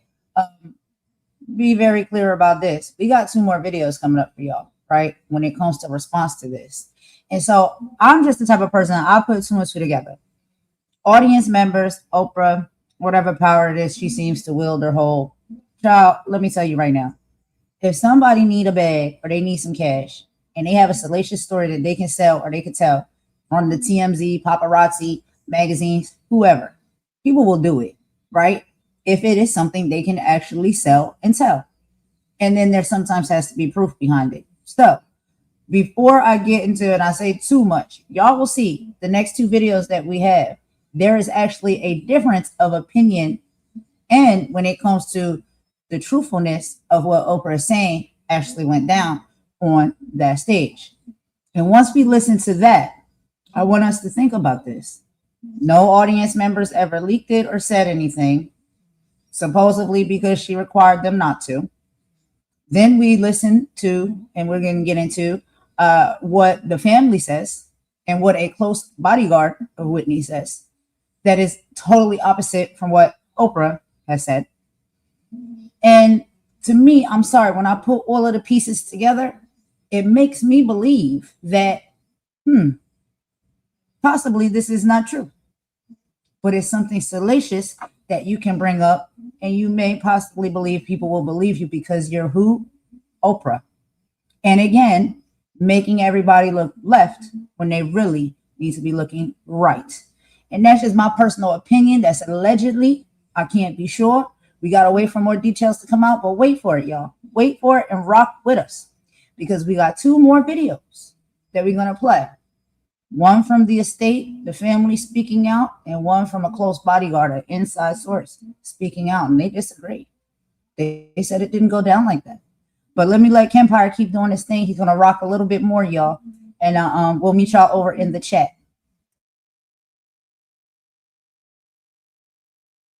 The audience never to speak about it, and you're the one telling the world about it. It's sad. It's a very, very sad situation. But if anything, people are going to use this against Oprah again. Because see, we told you about Oprah, and they have their things. When Oprah did the interview with Michael Jackson, they talk about her connection to Harvey Weinstein. They talk about all these different examples, and it's just okay. And Oprah has her comments off. She's had her comments off on Instagram for years at this particular point. I don't know when. I think it was the Harvey Weinstein of it all is when she shut off her comments. So Oprah's not even hearing what you guys are saying in regards to how you feel about her, because I feel like people constantly are trolling her in her comment section. But I just don't get why she felt the need to tell this story now. Part of me does on one level, because Whitney's no longer here, so it's not going to affect Whitney per se. But again, you're not thinking it through that it could affect her friends and family that are still here. And yes, it's very clear, in all fairness, because there will be the folks that will be like, Whitney did have a problem. She did have an addiction issue. Here we go now.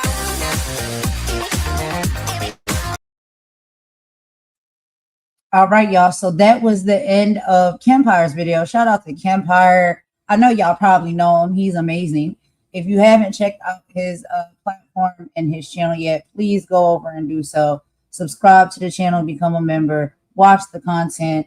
He's a really cool person. I really love his personality, his energy, his professionalism, and how he presents his content and his respect level, because he does do celebrity gossip, but he always does it with a level of respect. So even the celebrities, he doesn't drag them or make them look like terrible or crazy. He has his opinions, but he doesn't go below the belts. He still keeps it classy, and that's what I really love about his platform, y'all. But yeah, these are just some of my thoughts and feelings and opinions, and I think some of y'all probably might have seen, and you know, you may be a little bit questionable too, because that is a bit odd. And an entire audience at a Oprah Winfrey show was instructed by her to not mention or say anything about the predicament that Whitney was in, and the fact that because she was in that predicament due to, you know, being back on, unfortunately, substances, that she fell off the stage. Nobody has ever leaked that. They have never, you know, joked about it. They have never hinted about it. We've never heard anything about this until now when it comes up out of her mouth. And it just happens to be right after Clive Davis is no longer with us. I'm sorry, y'all. That's just weird to me. And then we're going to get into the next two videos. The first one we're going to play, we're going to listen to the family members in the estate. And then after that, we'll listen to what an inside bodyguard has to say as well. Before we get into the next video, Imani, would you like to make some commentary? You think we should take a quick song break and then get into the video? How you want to go about it, girl? Like I said, I'm amazed. I can't say that I would have kept quiet about it if I was in the audience, unless Oprah gave me a check to keep quiet. And that's just me, because that would have been a big story at that time. I wouldn't be loyal to Oprah. I'm just an audience member. But, you know, I'm just being honest. But like we said, her addiction struggles were public knowledge.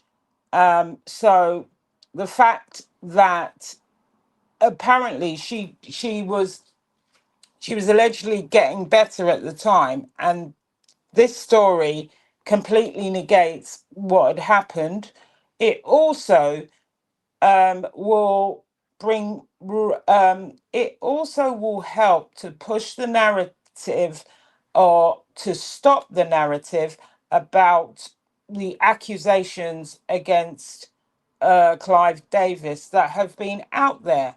Because if you're saying she was back on the substances, then it feeds through to the argument that how she passed away from an OD.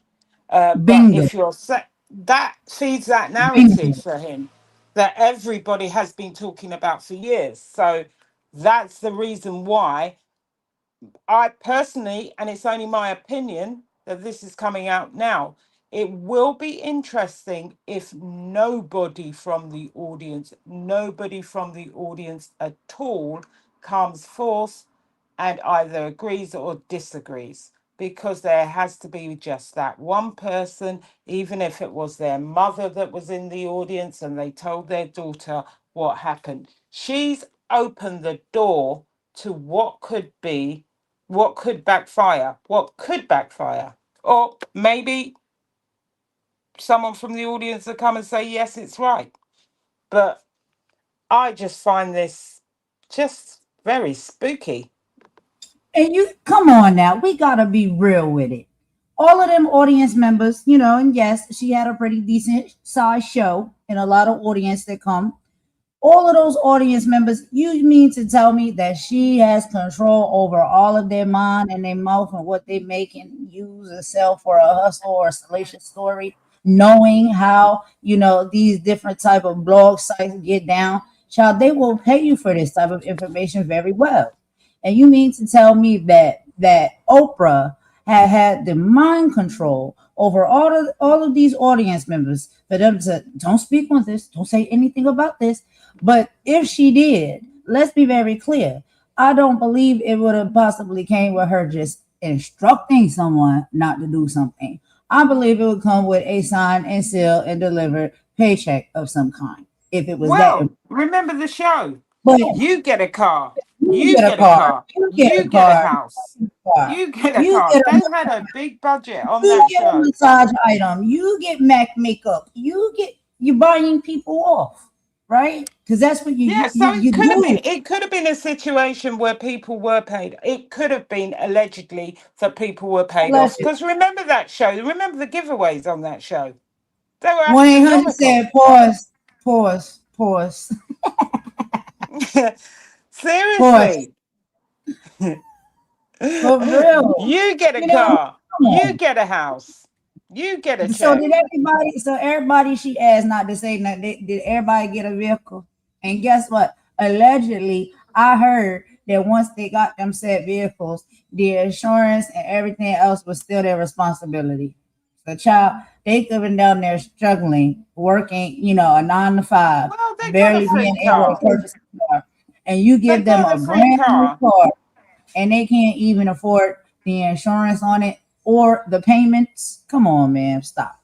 Stop. No, no, It's no, you always can't about say that. If they got a car making for free, you will have to expect to say something. I'm not going to negate her whole show just because of this. I'm saying there had to be, for me personally, I believe there had to be some sort of payment somewhere or given something to make them not talk. And that the would be guest in came out exchange and for said their that though. silence. The guest Hmm? came out and said that. The guest came out and said that. As far as that, Yeah, you but get a the car, point you is, if I get a can't car. afford the insurance, if I can't afford the insurance on my car and the payments, then I'm not going to take the car. That's just a fact of life. Wow. I'm not going into digging out her show because I think this is where we can't take away all that she did as a person in that position and the difficulty she should have made. I'm just talking about this one instance here, what she did. So I think we should does everybody want to just go on to the next video, or do you guys want a Yeah, song break? y'all let us know in the chat what y'all rather do. Do y'all want to take a quick little song break, or you want to just go right into the next video, which we're hearing from the Whitney Houston estate and family members via report from Breakfast Club? Do y'all want to just get right into that video, or do y'all want to do a quick song break before we get into that video? And then after that, we also going to hear from a bodyguard that was inside and has some things to say as well. And I'm not trying to take away from her accomplishments, right? Okay, because we understand, Oprah beginning and starting out, she came from a background where she been through a lot, she suffered through a lot, she fought hard to get into the position that she was in, and she walked through some doors and she made some relationships and connections with some people. And I do believe that after she did that, there was a lot of, like B Love said, compromising that had to be done. And we know Right. that she compromised a lot. And we understand that, when we pay attention to some of her actions and behaviors, she compromised a lot when it comes to her own people and her own community. Okay. All right, And I we've had a believe that. request to carry on. We've had a Long request to break. carry on. I personally never forgive her for Dr. Filth, as I call him. Then there's that. You see what I'm saying? I mean, come on. Yeah, The let's go to the break. is Yeah, better someone said than we should just carry on with the next video. carry on or song break. Mama said song break. Deborah said carry on. Y'all want to carry on? And then we could do a song break after. Maybe we Yeah, should just carry on. All yeah. right, let's get into this next Let's one. It's carry not on and that do the long. song break after. Thank you. Yeah, it's not a long one. This one is just a quick little 1-800 says song break. No, we're stuck in the middle. What should we do? I know. Let's just take a quick song break, okay? And remember, when it comes to a lot of these things, we know that these are individuals that are highly, highly in love and addicted to money. And sometimes a lot of things that people will do for money, and once they got it and because they want to keep it, it's not always the best of integrity that they do the things that they do. So let's just take a quick little song break and then we'll pop right in to the next topic. It's not going to be long, y'all. It's from Breakfast Club reports on what the estate and the family had to say in response to Oprah's statement there. All right, so let me pop this song on real quick and we will be right back, y'all. Thanks for rocking with us. Thank you, each and every one of you that have joined us in the chat, or even if you just, kicking back, letting your hair down and listening, while you're working or while you're cleaning, or you know what I'm saying? Just from the outside, we can feel your embrace and your presence here as well. And we appreciate you equally as much. So thank you all. Thank you all. And Deborah, shout out to you. Thanks for coming on in, Deborah, and kicking it with us for a little bit on this live. We appreciate it. Let's take this little quick song break, y'all. We'll be right back.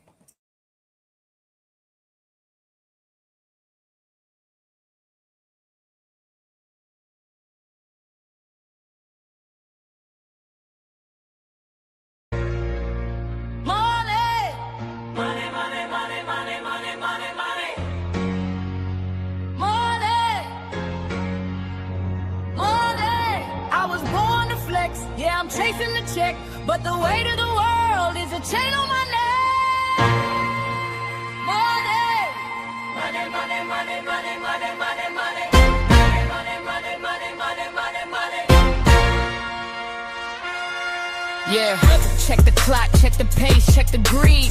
Everybody sprinting just to get what they need. They don't care about the person, they don't care about the heart. Just a number on a ledger trying to tear the soul apart. Getting paid by the hour, yeah, they stacking up the stress. While the people at the bottom try to clean up the mess. It's a cycle, it's a system, it's a cold-blooded race. They'll look you in the eye while they try to take your space. For love of the trading our time for a flick of love. They'll sell the truth just to get the pay. Doesn't matter who you are, they're gonna look the other way. For that lean green. The hustle's got us on our knees.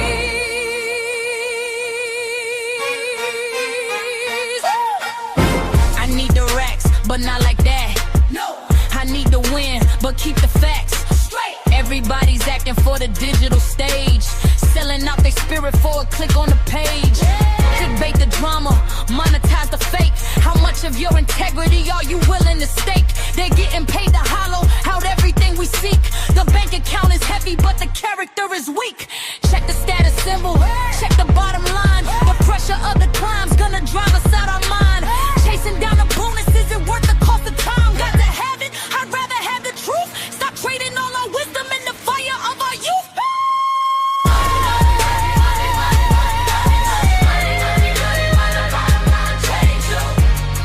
Don't be a ghost for a paycheck.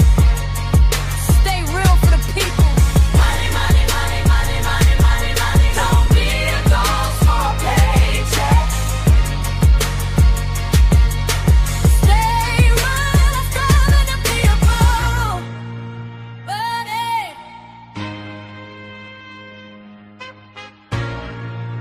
Money.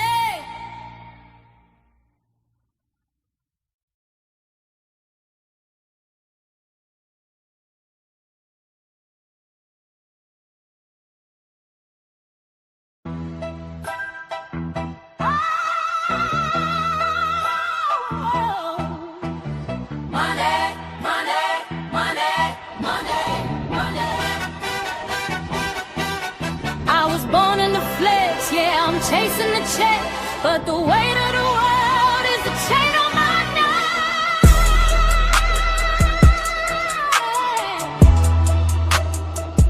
Look, check the clock, check the pace, check the greed.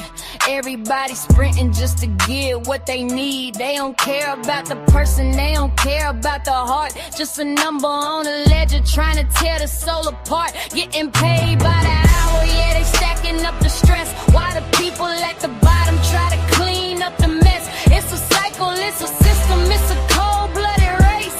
They look you in the eye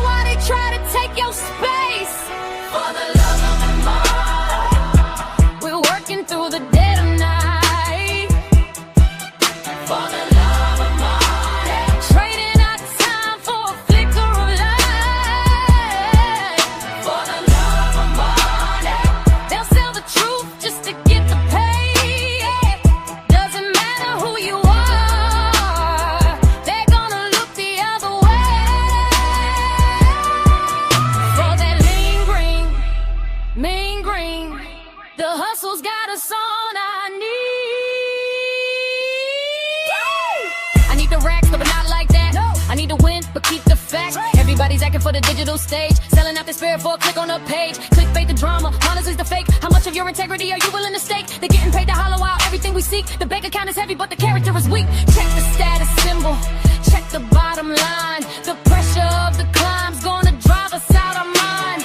Chasing down the bonus isn't worth the cost of time. Got to have it, I'd rather have the truth. Stop trading all our wisdom and the fire of our youth.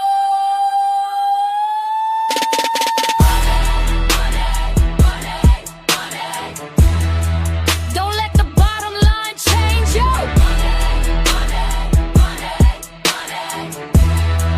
Don't be a ghost for a paycheck.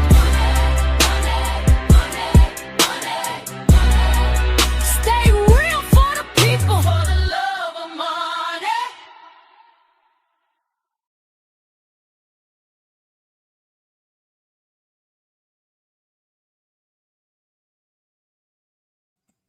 All right, y'all. So thanks for rocking with us with that quick little song break right there. That is the same song, basically. Same lyrics, just two different sound style, y'all.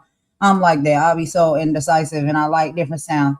But thank y'all for rocking with us through that. So now what we're going to do is go ahead and pop up our second video right here.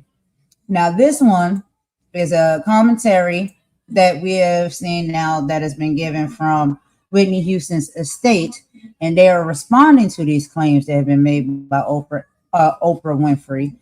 And this is being reported on from the Breakfast Club platform. So let me go ahead and pop this up real quick, y'all, under the statutes of fair use. And let me go ahead and put our copyright disclaimer up here. Before we get into it, Imani, you got some thoughts and feelings and opinions you want to give before we play the video?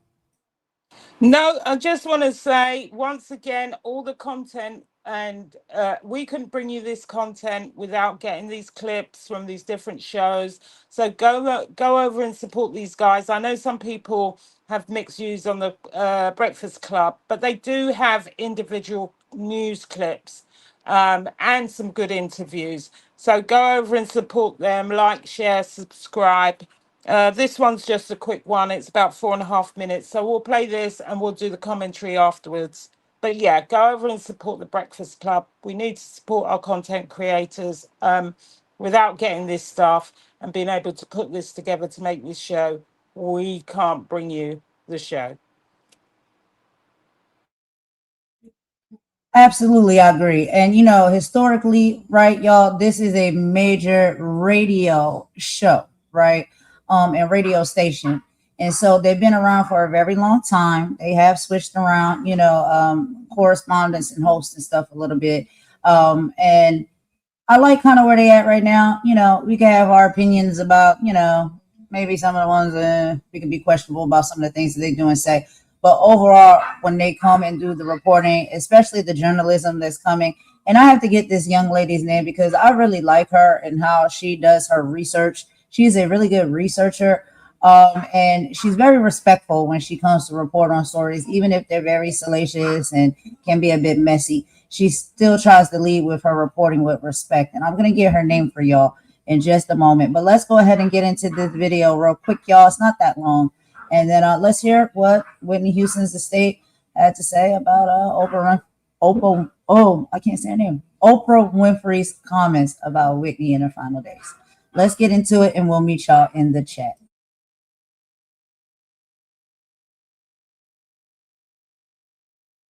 Whitney Houston, her old manager and sister-in-law, Pat Houston, has spoken out in response to Oprah and some of the claims that Oprah made. If you guys don't remember, Oprah is receiving Cannes Lionheart Award over in France, and she shared a story about Whitney Houston falling at her show. Let's take a listen to the story that Oprah shared first.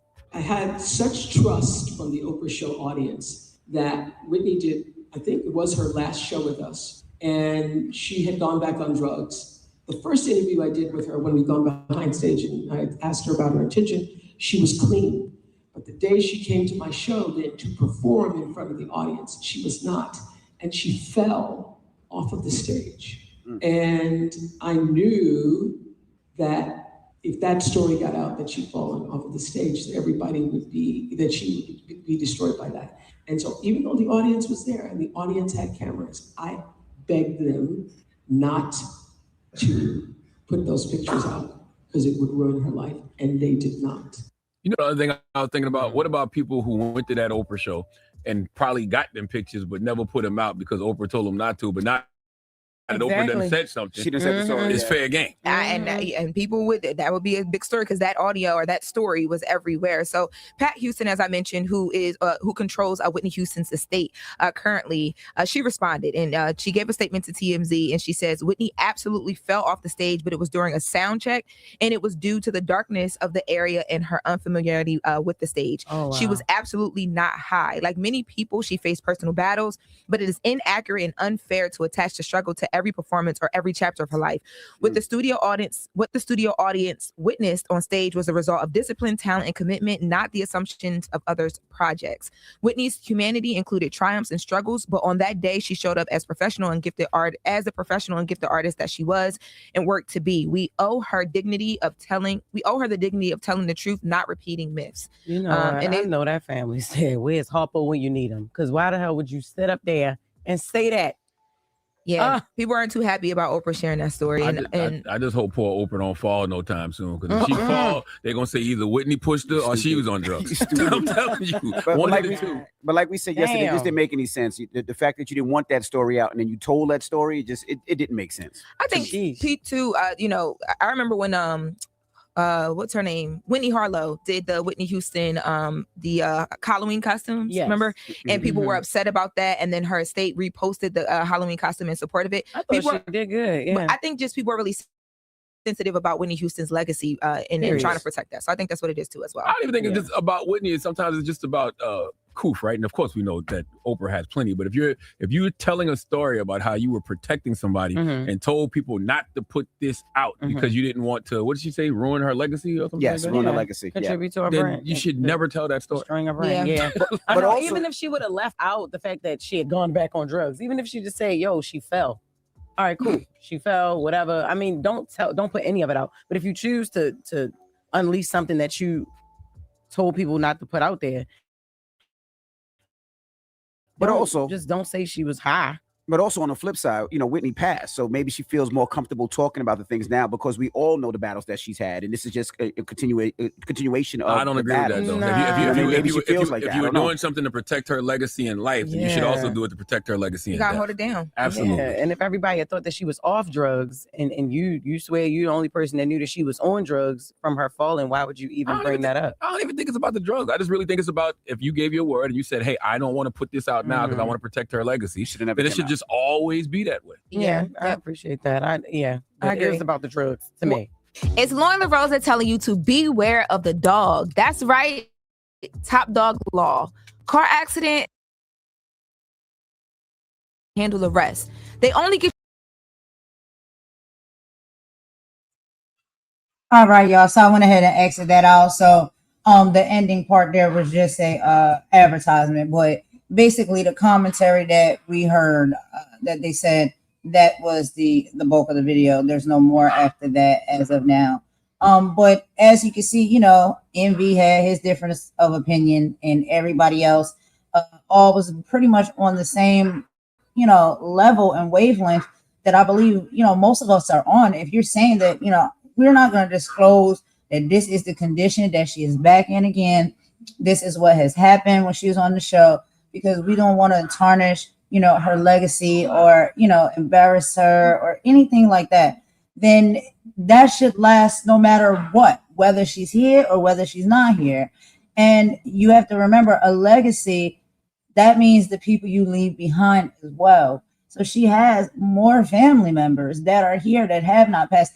It is a tragic, sad situation that even her daughter is not here with us either, right? And for both of them, this is a whole nother conversation for a whole nother day. But for both of them to have left us in like the same way, there's a lot behind that I really would like to talk about. I'm not going to speak on that. But yeah, if you don't want to tarnish her legacy or, embarrass her, you wouldn't do it then and you wouldn't do it now. And that's just my personal opinion. And my question is why? Why now? Why? What do you think, Imani? I agree with you wholeheartedly. If you wanted to preserve her opinion in life, then you should do it in death, as Charlemagne quite rightly said. And not only that, why now? It's 17 years. Why talk about Whitney now? Clive has passed, not Whitney. Why are you talking about it? And I mean, my one takeaway is when people can no longer speak for themselves, accuracy, accuracy and context matters, and compassion matters, and protecting a person's legacy doesn't mean ignoring their struggles. It means making sure the truth is told fairly, because like can't remember what her name is, the comedian said, you know, you threw the thing about substances in there just to make it as though she was back on substances. Why are you saying that? And why now? It's just weird. The whole thing is weird to me. And the evidence matters more than the assumption, because she's the one who's saying that she was back on substances. No one else is. And this isn't about Whitney passing, this is about Clive passing. So why are we talking about Whitney 17 years on? And like I said, if I was an audience member, I would be pissed that you're the one that's breaking the promise and the trust that you said we should have, and the protection that we should have. I would be so Exactly. pissed. And it also shows, like, a lot of people will just blow hot air because what they think is the right thing to do. It sounds good, it looks good, but at the core, what is your real integrity? Because if you really did have that true deep down integrity to want to protect that woman, her legacy, and be, kind, even knowing that she had possibly made a turn back in the previous direction, that's unfortunate, but you still want to protect her. They had the integrity to keep the bond, right? To keep the agreement. Oprah, you had no integrity to do so, because you've now come out and said something. And just like you were saying, we're just hilarious. That's what she was saying. Like, yo, even if she did take a tumble or she fell, why does it have to be this whole push around the fact that, oh, she's back on the juice? She went backwards. She fell off. Like, it's just distasteful for me. I don't like it. And I see Oprah a lot of the time. Like, there's been too many times now, too many times, and too many things that she has done that really shows at the core, like, her level of integrity has changed. And it's not to say that when she started out that she didn't have a level of integrity and that she didn't mean well and want to give back to her people and community and stand and rock with the people. But we know the higher you get, sometimes, not all the times, but the higher you get, the bigger that bank account get, the different relationships you start making, more and more do you start making poor decisions and kind of start throwing your people under the bus, because it's all about now chasing this network of people, chasing this money, chasing this reputation, all of those things. And you start to lose your integrity. You start to lose your morality and your humanity. And we see it happen more times than not. And, I've just seen too many things when it comes to Oprah that where it's like, this one I was like, oh, she's at it again. That's how it make me feel. Because I've seen her throw people under the bus, embarrass them when they're at their lowest. And she thinks it's content. Don't we talk about this? We talk about this. And this is just in a space of YouTube, right? And social media platforms, Instagram, Facebook, TikTok, YouTube. Throwing your people under the bus, embarrassing them, all for what? The growth of your platform, the numbers. Come on now. It's just the same thing on a larger scale, a Hollywood scale. You're doing the same thing. But again, Yeah, my like personal yeah, like I said, I think she underestimated what Whitney's legacy means, and it remains deeply important to her fans and her family. and it explains the big backlash she's had. So she's going to have to deal with that. But, you know, we'll bring you anything we hear about this story going forward. I just want an audience member to come out. Please, please.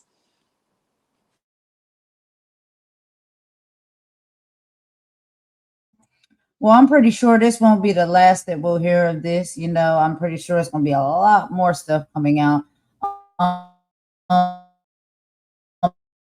But we do have another video that I wanted to play for y'all as well. And after this video, then we get to move on to 2 of our other pieces of content that we have for this live, where we'll be hearing some of a conversation with Angie Martinez and Nia Long, but we'll also be hearing a little bit of a conversation with Angie Martinez and Queen Latifah. 2 beautiful Black women, powerful, talented, legendary women that both have different messages to bring and share that I think can, benefit us all. And a lot of things that, correlate to a lot of the things that we may have gone through in our life, going through right now, and may experience even on this platform. So we will be getting into those. But before that, here's the final one, y'all. So Whitney Houston's bodyguard has now shared his version of the Oprah's taping incident that happened. So let me go ahead and pop this up for you guys real quick, and we'll watch that together and then join your chat, and we'll talk about it afterwards. And yes, this is coming from the TMZ Now platform and YouTube channel. So y'all check them out. Sometimes, some people may rock with certain platforms, some people may not. But every now and then, there's some reports and stuff that we get that can be useful that we listen to get some information. So this is where this is coming from.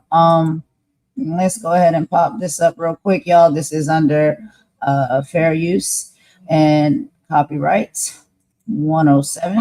So let's listen to it together, and we will meet y'all over in the chat. Did you have anything to say before we start playing the video, Imani, or you want to just get right into it? No, let's just get right into it. Okay, let's do it. All right, so this is Charlie Neff, who is a senior news producer over on TMZ Now. Let's go ahead and listen to some of the reports that they received in, their office when it comes to the bodyguard speaking out about Oprah's statements.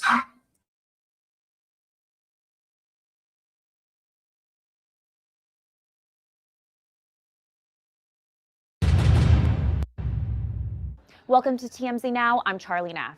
This week, Oprah Winfrey shared a story about Whitney Houston falling off the stage during an appearance on her show in 2009. Oprah suggested the fall happened due to Whitney relapsing and that the fall was related to Whitney being under the influence.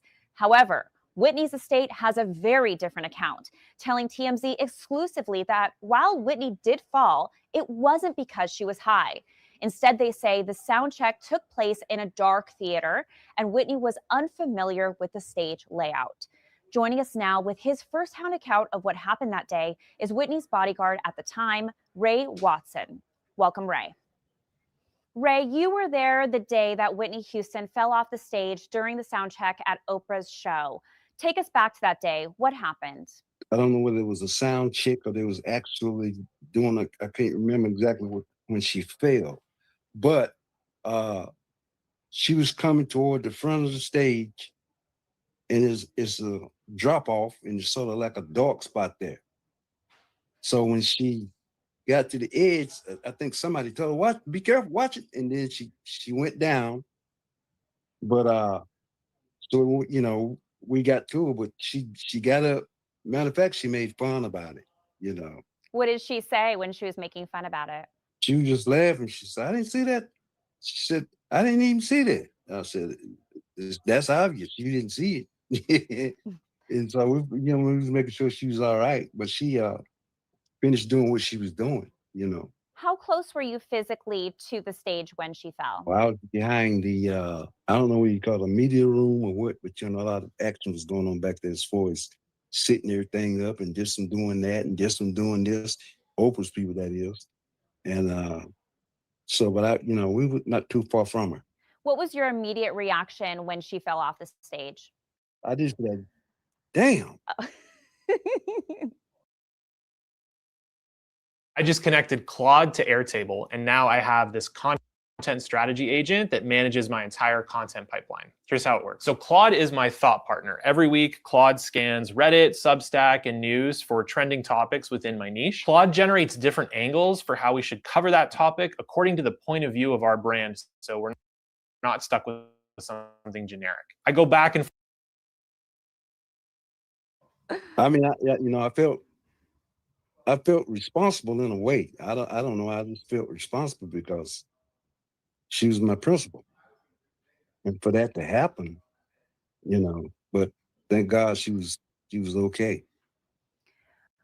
Like I said, we laughed about it later on, or they did. I didn't. I don't cherish too much of that kind of stuff. Was Whitney having struggles with addiction during that time period that you remember? I would tell you the truth about it. And this is the honest truth. I never seen Whitney get high. Never seen. I speculated, but I never saw her. I never seen her do it.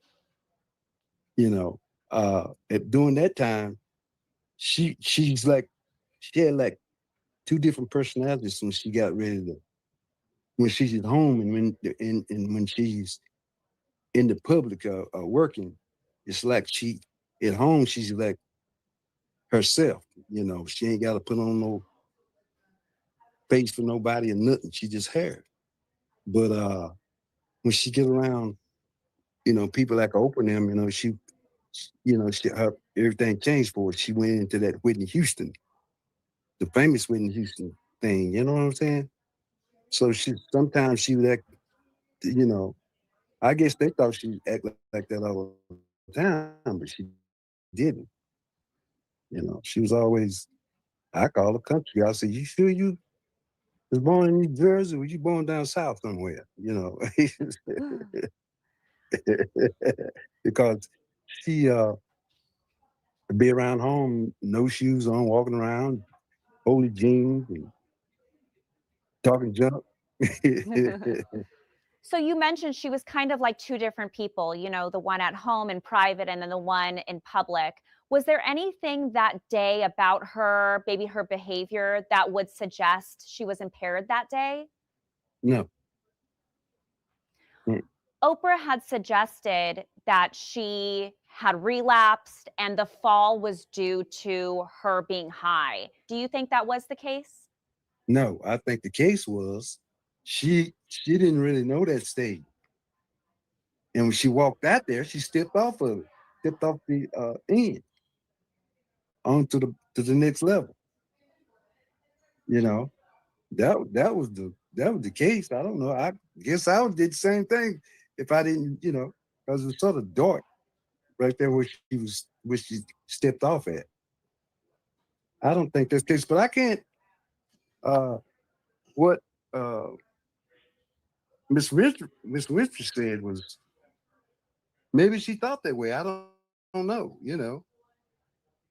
Maybe she was, looking because I can see from her eyes. I can only see from mine. But I have to worry about that because I knew she was not. And Miss Winfrey might have thought that she was. Do you see a reason why Oprah would think that? It's hard for me to answer that question. I can't say what she was thinking. I didn't even know she even thought that, really. So the two conflicting stories has everyone forced to pick a side between two icons. You're either picking Oprah's side or you're picking Whitney's estate side. For people that believe Oprah's account about what happened that day, what would you say to those people? That'd be obvious that she carries a lot of support as far as her being who she is. But like I said, from her point of view, she might have thought that she was.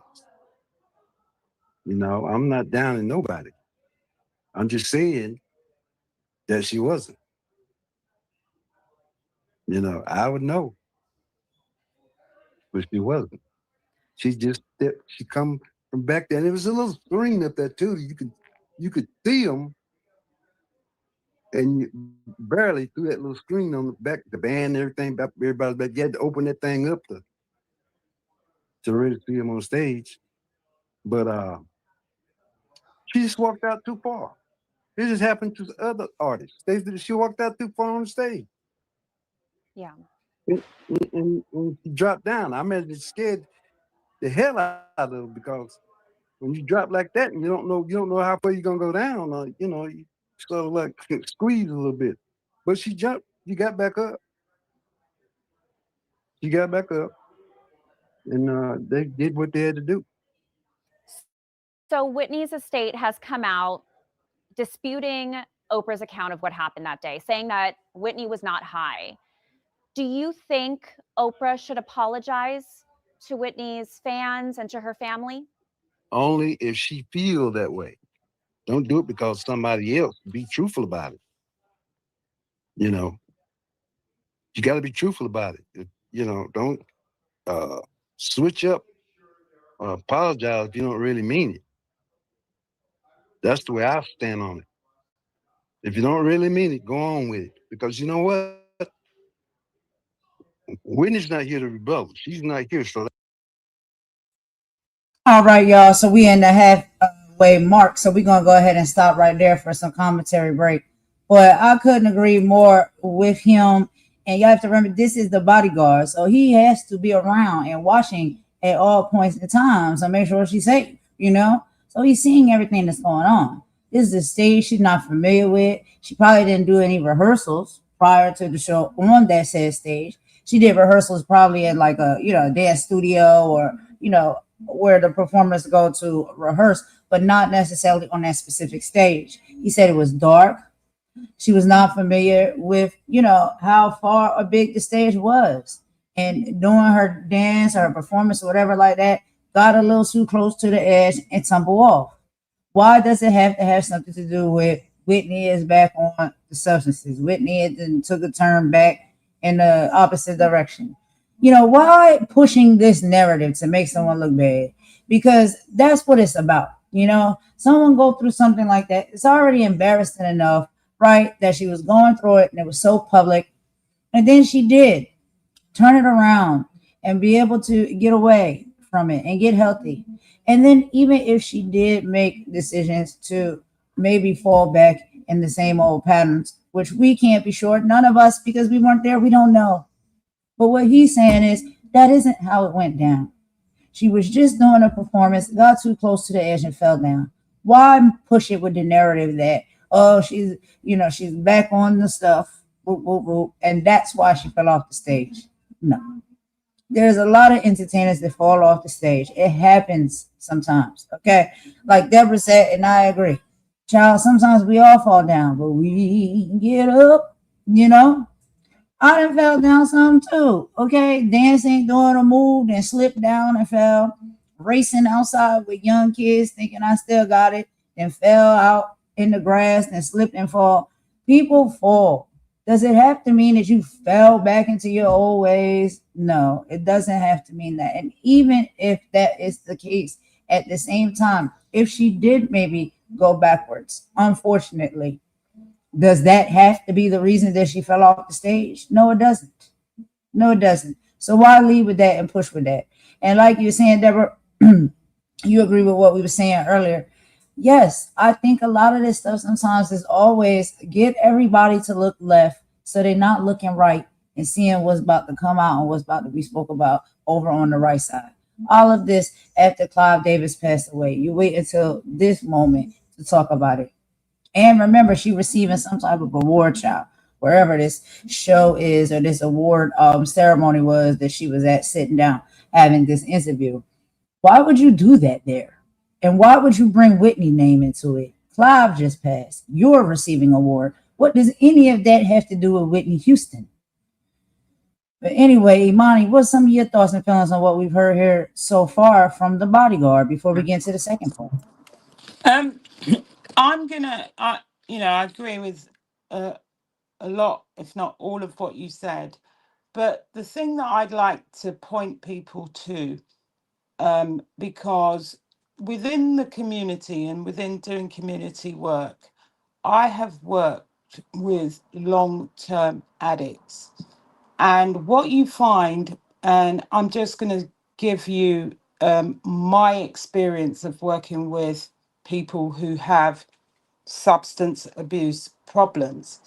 What you find with people that may relapse, people that relapse need a certain amount of the substance to make them feel normal.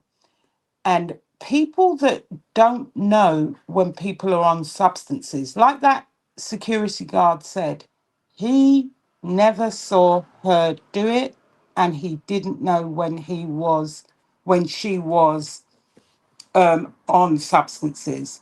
That people may find that to be a wild statement, because everybody has an opinion that people on substances are like, the C-rack addict that you see that Dave Chappelle plays. That is not the case. There are a lot of people who exhibit normal behavior, and I mean normal behavior. I have dealt with people who have substance abuse problems. They appear normal. Only people who know certain other characteristics that they exhibit when they're on substances, such as talking fast and doing all this stuff, there are other factors that will tell you that someone is on substances. Falling down is not the only thing you need. You would need other behaviors to say that she was, even if she appeared normal, that she was back on the substances, because she will exhibit the behaviors of an addict. So this is why I disagree with what she said. And I agree with this guy being unable to tell that she was on substances or she wasn't, because certain people need a certain amount of these substances to make them behave normally. And only people who know what other addictive behaviors are, like I said, talking fast, having conversations, they'll do all sorts of stuff, be obsessive about stuff, will know. So if Oprah said she fell off the stage, she was talking fast, she was focusing on really odd things and bringing odd conversations, then I say, okay, you can say it. But to say that someone fell off the stage, I believe Madonna fell on stage. I believe, like you said, Genuine fell on stage. There's lots of people who've fallen off the stage in a performance. We don't automatically assume there is something wrong. So that's why I would say she would have to tell us more about what happened at that rehearsal, because just saying she fell off the stage is not enough. And that is why I was saying she could have been back on substances, but Oprah has only told us she fell off the stage. There's more to that. There are more behaviors around addicts that make you know that they are back on substances. That is why I think I am suspicious of this conversation, because I have seen this in action, and I have seen people who have relapsed and they need a certain amount of substance to make them feel normal. And only people who know the signs of the behaviors of people on substances can say they're definitely back on it. But falling off a stage, nah, sorry, I'm not hearing it. And that's why I think she had 16, how many years has Whitney passed away to tell this story? You want to tell it after the man that held the party at the Grammys has passed away. There is something, personally, in my opinion, more to this. Is to take I believe it's to take the spotlight of the other things that are going to be talked about after this man's passing. Because when it comes to death, people always have a lot to say, because those people have passed and they're not going to be able to shut people's mouths. And that is just my opinion. But falling off a stage, that is not enough for me to say that she was back on substances. And that comes from my experience of dealing with addicts.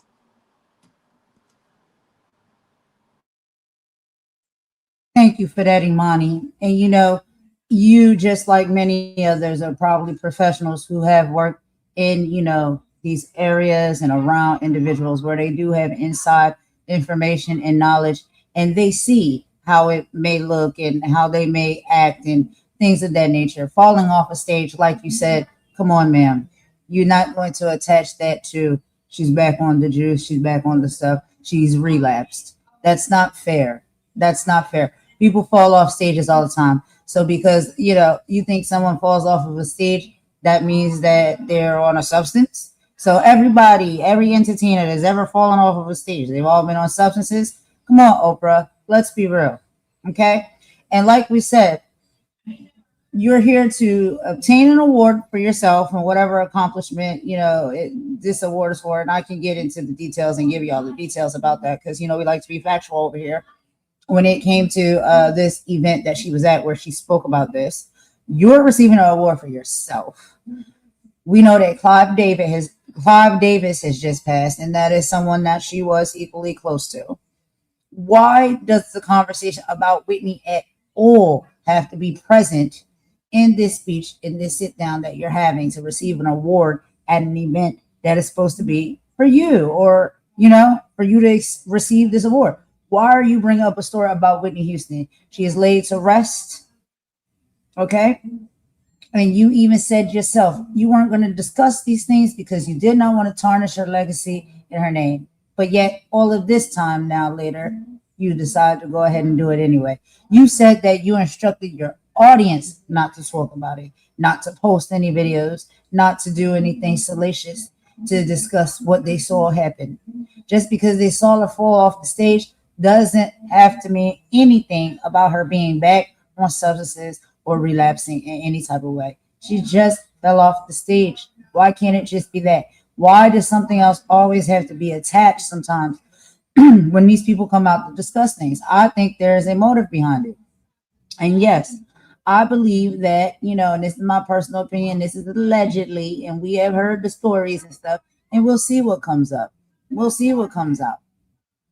But the distastefulness of Clive Davis, right, which I also equally agree to continue on with a party, knowing that Whitney Houston was no longer with us and her body was upstairs in the same establishment where he chose to throw this party or this get up that he was having on that same day, as if nothing happened. And then even the way when Wendy Williams, and we seen that clip over, from the Kempire video, asked Clive Davis, he had the most weird, smug, disrespectful response that I've ever heard. And we know that a lot of things are going to come out because, he's no longer with us. And guess what? What happens typically is when people are no longer with you, people are now less fearful to come out and tell the truth because they're no longer scared of what the retaliation may be at the hands of that individual. So there's probably going to be a lot of things that's going to be, coming out or spoke on when it comes to him. There's already things that's been alleged and that's been, heard through the grapevine as far as how he used to move and operate, and some of the, artists that he was working with, that were working under him, that he was in close proximity to, that are no longer with us, right? We're going to probably hear a lot more information about that now that he's no longer with us. And it just seemed like Oprah is trying to do some type of PR stunt. Do not throw Whitney under the bus because your bestie over there, Mr. Clive, and all of his dirty deeds, allegedly, could be possibly coming out to the public. I just thought it was nasty work. Nasty work. But it's not the first time that she's done something like this. But let's go ahead. If you have any additional comments, Imani, go ahead. And if not, then we'll just play the remainder of this video so we can get into the interviews with Nia Long and Queen Latifah. No, the only thing I'm going to say is I'll be putting in the chat the addiction helplines on the signpost for where people can seek help for addiction. But it's more complex. The only thing I would say, it's more complex than someone falling off a stage to say that someone is back on substances. There are more indicators that you're back on substances. It's not just falling off a stage. And for me, it's just like, okay, if you even asked your audience at that time, if you even knew or you had inside information that was the predicament that she was in, and you did not want to tarnish her legendary brand, and you did not want to, embarrass her, and you instructed your audience not to say anything, let it slide, boo, boo, boo. And then you come out these years later, and we're talking about 17 years. I did the math. This was 17 years. 2009 is when we lost Whitney. It's 2026. 17 years later, you bringing this up. Come on, man. It's distasteful and it's nasty work again. Because it shows that you really don't care about that woman. You don't care about her legacy. You don't care about her family. You don't care about not embarrassing her. And you embarrass someone from the grave. That's crazy. She's laid to rest now. Her daughter is laid to rest now. And you want to come out of your mouth and speak about things that happened like 17 years ago. Make it make sense, Oprah. Because it doesn't make any to me. Hey, Star, what's going on, Star? Thanks for coming in, girl. And again, shout out to Asher. Thank you, Asher, for rocking with us and kicking it with us. 1-800-BRIC City. Thank you for rocking with us and kicking it with us. Mama's in the background. Y'all know she's always back there listening. I got Imani with me. Be love. Thank you so much for coming in and rocking and kicking it with us. And we hope y'all really love the content and you're enjoying it. If I didn't say Deborah Bennett, thank you so much for coming in as well. And I think Maya was here earlier. She popped in and popped out. Thank you, Maya, for coming in as well. We really appreciate that, each and every one of you. And anybody who may just be kicking it back and listening from the cut, we appreciate that as well. And thank you so much, Imani, for putting in, these helplines, right? In case anyone may need or know anyone who may need some resource to help, because people are struggling. They're going through things. It's nothing to laugh at or poke fun at. It's a very serious matter. And that's why this makes it even more distasteful for me, because you know how much that woman struggled when she was alive with that condition. And then now she's no longer with us, and you want to dig up old bones and bring up her name again and drag her legacy and her name through the mud by speaking on something that's no longer even important. Why talk about this now? This happened 17 years ago. This is what I'm talking about, these bone collectors. They really do exist. But before we go ahead and get into the rest of this, y'all, well, no, let's just go ahead and get into the rest of it. And then after that, we'll take a song break. And then we'll get into some great conversations that's being had with Nia Long and Angie Martinez and Queen Latifah and Angie Martinez. Some really great gems that are being dropped. We'll get into that next, y'all. But let's finish the rest of this interview with Whitney Houston's bodyguard at the time, who is saying she just fell off the stage. It happens to entertainers all the time. Let's get back into it, y'all, and we'll be right back. And thank you, Imani, for the helpline. You never hear her telling me being on interviews and talking to people too much, because she's not here to back up what I say, or she's not here to rebut what I say. So why talk about it? Yeah. Just like that right there. Now, they say that she waited so many years before she said it. Well, why didn't you say it then?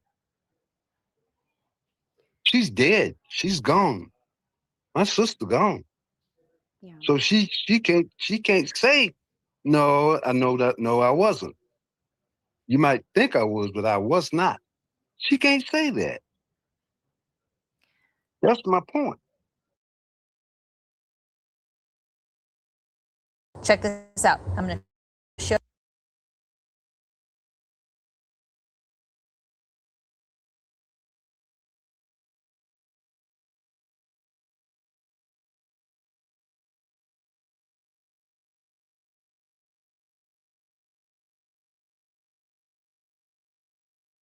Oprah said that she had concealed what happened because she didn't want it to ruin Whitney's career. She's obviously talking about it now, saying that she believed that she was high. Do you believe Oprah's story that she didn't speak out at that time because she felt it would ruin her career? Well, I don't, and this is me. This is me talking now. I don't I don't really think so. She would have ruined her career. Yeah. She waited 17 years to say that's. And after she died, I'm saying you should say it while she's living. And give her a chance to respond herself. Right. So she can respond to you. She just put into people's heads that's the way she was. And maybe Miss Winfrey might have thought that that's the way that it was for real. But Whitney, I'm saying she wasn't because she was straight. That's what I'm saying. That's me on it. And she said that she wasn't straight. So, but I know one thing. I think it should have been done while she was. If she wanted to talk about it or say something about it, she should have said it to Whitney or said it while she was living. Ray, out of everything you've witnessed, working alongside Whitney for many years and also being one of the first people there when she passed away, what is one thing you wish people understood about Whitney that may get lost during conversations like this? Whitney she was a very caring person. Sometimes she would actually forget who she really was. She thinks she can do what everybody else could do. And I said, no, you can't do that. Why not? How come I can't do that? I said, because you are Whitney Houston. I said, that's why you can't do it. Oh, we had many talks. That's why you can't do it. You Whitney Houston. I said, you remember when you was that little girl down in the basement with that hairbrush singing in the mirror? I said, it finally came. That's who you are. You don't belong to yourself anymore. You belong to them. That's why in my speech, I said we should give a little more to the entertainers and than just the price of a ticket. Because they give you more. And I used to see her looking so sad, and it would break my heart, when people be talking about it and all that. She said, I ain't messing with nobody. Why they miss me? I said, because you are who you are. You're a megastar. And when you're a megastar, they saying you belong to them. They, she finally caught on. She understood. Yeah. Does it make you sad when stories like this come out about her, highlighting her addiction issues and not about her accomplishments? Does that hurt you when people say things like this? No, that doesn't hurt me because I know who she really was. So, you can say what you want to say. That don't make it bread and butter. See, you got to know the person. And who was Whitney to you? Whitney was a sister. She was, first and foremost, she was a principal. And then after working with her so long, she got to want me to just be like her. And I always was a bodyguard.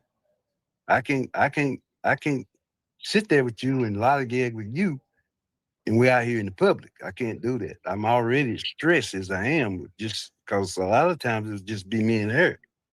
That's very stressful. Yeah. And she be wanting to, well, let's go here, let's go there, So I would go, but let me tell you something. I was on pins and needles the whole time because who she was, And but she was like I said, she was a sister, a boss, principal, and I tried to accommodate in every way that I could, as far as helping her or talking to her, and about her being in the public eye and who she was, and my sister stayed on top of things with her during the camp, Mm-hmm. They tried to stay on top of things, and but she was a wonderful person. She, forget about all of this stuff. She was a nice woman. My God, when she passed away, I got sick, and I thought I was You know, I almost lost it. I went from 266 pounds to 160 pounds because I couldn't get it out of my head what had happened to it. And that's the worst thing for a bodyguard is to lose a principal like that. That's the utmost worst. I'm so sorry you had to deal with that, Ray. One thing's for sure, there will never be another Whitney Houston. No, I wish everyone could have known her who Elizabeth Houston. I wish they could have known that part. She's very funny. Man, I used to love to get around here in Bobby Boy and they get to doing their little singing and dancing in the we get to go to McDonald's. They be in there just dancing. Oh, I love hearing stories like that about her. Well, Ray, I want to say thank you so much for joining us today and giving your firsthand account of what happened the day of the fall at Oprah's show. Thank you so much for joining us. Thank you so much too. All right, y'all. So that is the end of that interview and conversation from one of the bodyguards that was there in the final moments with Whitney. And yeah, you know, this is really unfortunate because Whitney Houston, yeah, just like anybody else as a human being, had her ups and downs and some of her struggles and things that she had to fight through and overcome. And a lot of those things she did overcome. And sometimes people are able to do it and keep moving forward without ever having to fall again. And sometimes people fall back off the bike.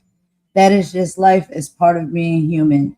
But nobody should be made out to be a terrible person because of it. There should be more love and empathy and understanding when it comes to it.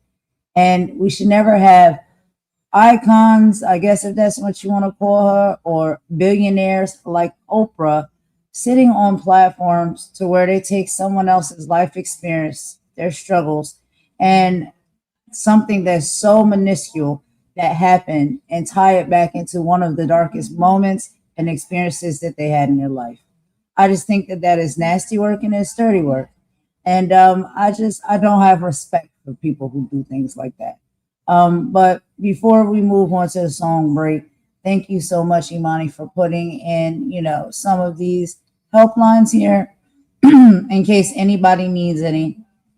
They're in the chat, and I'll go ahead and pop some of them up on the screen when it comes to certain, you know, issues that people may be struggling with or fighting through. There are resources and help out there, and it should never be something that you should be ashamed of. If you need help, reach out and ask for help, because it is there waiting for you. But Imani, before we move on to the song break, did you have any final thoughts or feelings or opinions on this final part of the interview and the conversation with her bodyguard and TMZ? No, just really saying what he said is true. You know, if you're not going to say it when she's alive, if you didn't say it just after she died, why should you say it now? She can't defend herself. This is nearly 2 decades later. You're talking about her falling off a stage. You're not even giving any other indicators that she was on substances. You know, people should take extra care talking about people after they have passed, unless they've got receipts and evidence. I think it was really nice that he also pivoted to talk about who she was, the ordinary person, the down to earth Whitney that he knew, and about talking about the emotional burden of her global fame. You know, he basically described her as a sister, a friend, and a boss. And you know how sad he was. He's talking about his grief at losing his friend and his boss and his sister. I've said all I've got to say about Miss Winfrey. You know, she's a great loss. I don't like people trying to rewrite history, especially this far on down the line. This stuff would have come out really, really, normally would have come out straight after it happened. But, you know, I think the biggest lesson is that when someone has passed, they lose the ability to defend themselves or explain their actions or correct the record.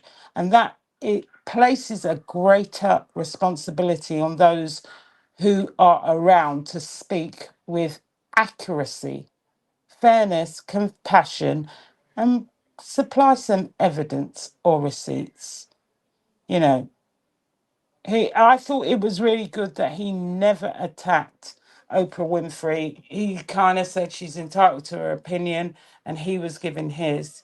And she needs, you know, Oprah, I think she's ruffled a lot of feathers, and I don't think she really thought she would get the backlash that she did, because most people will look at someone with an addiction problem and think that we all look at the stereotypes. Like we all look at the, you know, the Dave Chappelle scratching C-Rack addict, and that's how they all behave. They don't. Some people around you who look normal are addicted to something, and you don't know, because it's not about all these salacious things about people, you know, lying in dirty apartments and shooting up and doing all this stuff. They are ordinary people who take just enough, and I will say this from my work with people who are addicted. They take just enough sometimes to keep themselves normal. So their behavior, unless you understand the signs of someone who's addicted, appears normal. They can just appear as someone who talks very fast, or is laughing a lot, or is sleeping and drowsy. But sometimes they are addicts, and it's a sickness. And I don't take that lightly. And I don't think it is fair to say that. I mean, everybody that falls off a stage now, what are we going to say? They're all addicts, yeah? They're all on substances. It's BS. But, you know, like I said, she's getting her just desserts by the reaction to what she said. So, serve you right, Oprah. That's it for me. Right. And a lot of people, you know, like you said, you're entertainers fall off stages. Some people are really funny or comedians. They laugh a lot. Some people maybe going through depression. They might sleep a lot. There's a lot of different things and characteristic traits that people may have, and it doesn't always allude to them being on substances or having some type of problem. And so the fact that people often come out and think that they can pinpoint or they can know that this person is dealing with this or this person is dealing with that. We can see the signs sometimes, but are those signs permanent? Like, do you know for sure? No. You would need to know that person's diagnosis. You would need to see them in the midst of having this issue and this problem and doing the things that they do before you're able to speak on it. And a lot of people try to speak on these things about other individuals based off of what someone else has told them and what they see on a television screen or a computer screen. They don't spend time around these people. They don't know anything about them. Now, if Oprah said she knows, because yes, she is an artist. Whitney Houston was an artist who they spread her personal information, like they spread all artists' personal information through the public for everybody to know. Then you can make, you know, assumptions on what you think is going on. But just because she came to do a performance on your stage or your show that day doesn't mean that you know the ins and outs of what journey and where she was on that said journey was at when she came to your platform, all because she fell off of a stage.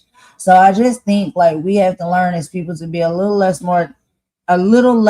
judgmental about people based off of certain mannerisms that they may have, certain personalities they may have, and things that they may do. It doesn't always, you know, give you an indication that that person may be suffering on substances or alcohol or any of those things. But we see enough of that happening on this platform as well, right? People are able to throw these things around so quickly because people say they like to have a glass of wine. Now, all of a sudden, you're an alcoholic. Your child could be suffering from fetal alcohol syndrome. And yeah, I do tie these things in because a lot of times when I play these videos, that's where my mind goes. I say, look is what is happening in the society. Look is what is happening to actual stars, legends, right? People in the limelight. Same things is happening to them as the same things that happen to regular everyday people. And if we can see it for them, then we can see it for everybody else as well. People are just moving with, weird energy and judgments that they know nothing about, especially when they don't spend time with someone on a day-to-day basis. They're nowhere in close proximity to them, and they know nothing about their lives. Oprah believing or saying whatever she's thinking about Whitney's life. Yeah, we knew Whitney's past. We knew that was in the media. We know it got talked about. We know some of the things that she admitted that she actually was struggling with. But when she came to your platform that day to do a performance and fell off a stage, you used all of those previous things that you heard in the media, that you probably heard her say she was struggling with in the past, and attached those things and applied them to her still. For what reason? What reason do you find that necessary to do? I think a lot of people, when they do things like that, their intentions are not good, and they do it for a purpose. They want to embarrass you, they want to tarnish you, and they want to make some type of excuse and probably backpedal out a lot of things that they probably got their hands in that they don't want nobody to know about. So I think it's nasty, calculated work, and I just don't have respect for it. And I don't care how big of a platform you have. I don't care how many billions or trillions of dollars is in your bank account. I don't care how many schools or talk shows you've possibly created. You are a human being just like Whitney is a human being and everybody else is a human being.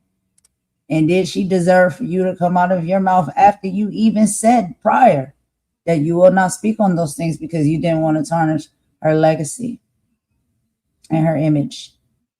But you sat up there and you did it anyway. I guess because the chickens have now come home to roost, allegedly, and we can't be sure. But that type of stuff gets under my skin and it really bothers me. And we can see the parallel. We see the parallel, how that's happening over in Hollywood and in these industries. And we see how a lot of things move and operate here on these YouTube and social media platforms. A lot of it seems to be the same. My question is, when it boils down to all of it, at the core, when it comes to individuals that do these type of things, what is the reason? What is the purpose? We can't be sure. But let's go ahead and take a quick song break. Y'all, after this song break, we're going to get into some deep, heartfelt conversation. Y'all, some healing, uplifting conversation, y'all, because that's what we need more and more of right now in current day. And so let's take this song break, and then we'll listen to a little bit of conversation from Nia Long and Angie Martinez. And let's just go ahead and give y'all a quick sneak peek. So Nia Long, we know, is beautiful beyond measure. And she's been in a very lot of movies and shows where she's always been the it girl with the beautiful face that has been, lusted over, all of the things like that.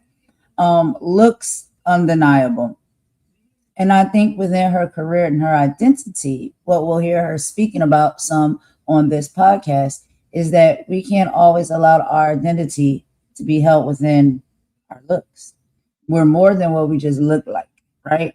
And you don't have to walk around this world and just feel as though your only importance here and your only place that you fit in is because you're the pretty girl that everybody wants on set as the love interest or the desirable one. You have a brain, you have a heart, you have skills and talents outside of just what you happen to look like because you just happen to be born that way. So we'll get into that conversation in just a moment after this song break. Let me take a look at some of the comments. And thank you so much, Imani, for the support lines and the support websites and information. If anybody, feels like you may utilize it, it's there if you need it, or if you know anybody that may need it. We always want to make sure we present those things because you just never know what somebody is going through and fighting through. Oprah is a content Tatiana. Yo, 1-800. Oprah is something else for real. Nia Long Friday and played Michael Jackson mom twice. She did a really great job in the new Michael Jackson movie playing his mom. Yeah. And Nia Long then she was in a lot of movies, y'all. A lot of movies. One of my favorite movies she was in is Love Jones. But anyway, y'all, let's take this quick song break and we will be right back. Thank y'all for rocking with us. This won't take long. We'll see y'all in just a bit.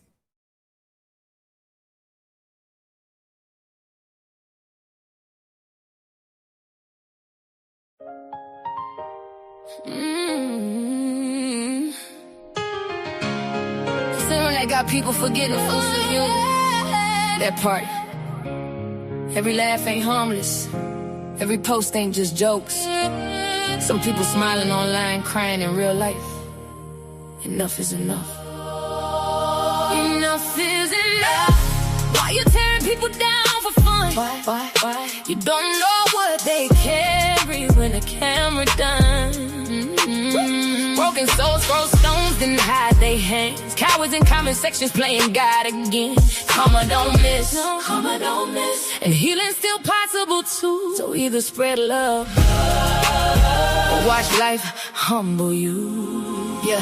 YouTube streets messy, everybody got a target. Creators throwing dirt like hate became a market. Mocking people daily, that spirit look haunted. Tell me who raised y'all, this behavior garbage. Laughing at depression, exposing folks' trauma. Then act shocked when tragedy follow behind you. The evil energy, boomerang proper. Come on, pull up selling like a midnight robber. And honestly, do you watch my live? I talk truth, pain, growth, tears, real vibes. Not everybody built for the games online. Some folks want insult from losing their mind. That's facts, no cap. Y'all did the humiliation. Every live stream feel like public execution. Views over souls, cloud over humans. Then wonder why the whole world mentally ruined. Somebody mama crying at night. Somebody daughter hurt inside.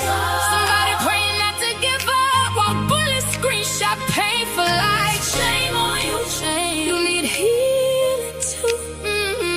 Only damaged people wake up daily, trying to damage others too. Enough is enough. Why you tearing people down for fun? Tearing them down. You don't know what they fighting when the live stream done.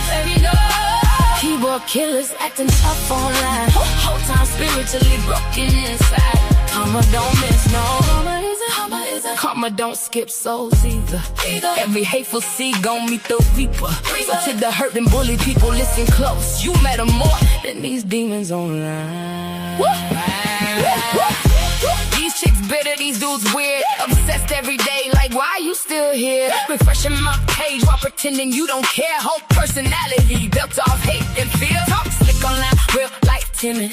Broken inside, everybody can't feel it. Projecting their wounds while the comments all cheering. That ain't straight, baby, that sickness concealed. And I said what I said. Yeah, some of these creators need therapy bad. Not another live stream drag. Not another fake outrage cash grab scam. Y'all bully for a living. That's sad. Spirit look bankrupt, dusty and mad. And the people encouraging it just is trash. Laugh now. Karma got a long memory past. Lord, cover the wounded, cover the lonely heart, cover the lonely heart, cover the people crying silently in dark rooms. Teach us compassion again. Teach this world mercy again. Because words cut deep, so deep. And some people never recover. To everybody bullied online, you are not weak because you hurt. You are not crazy because you feel pain. And don't let these empty souls convince you your life got no value. The loudest bullies usually fighting demons they never healed from. That ain't an excuse, but it's the truth. And to the bullies, get help, seriously. This obsession will tear his strangers apart every day. That ain't no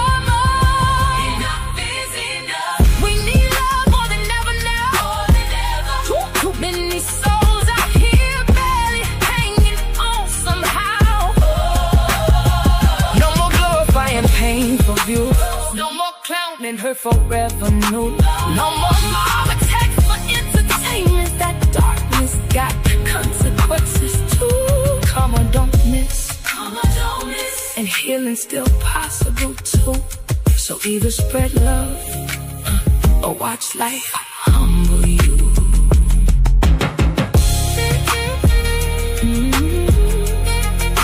Enough is enough. Spread love before it's too late. Yeah, before it's too late.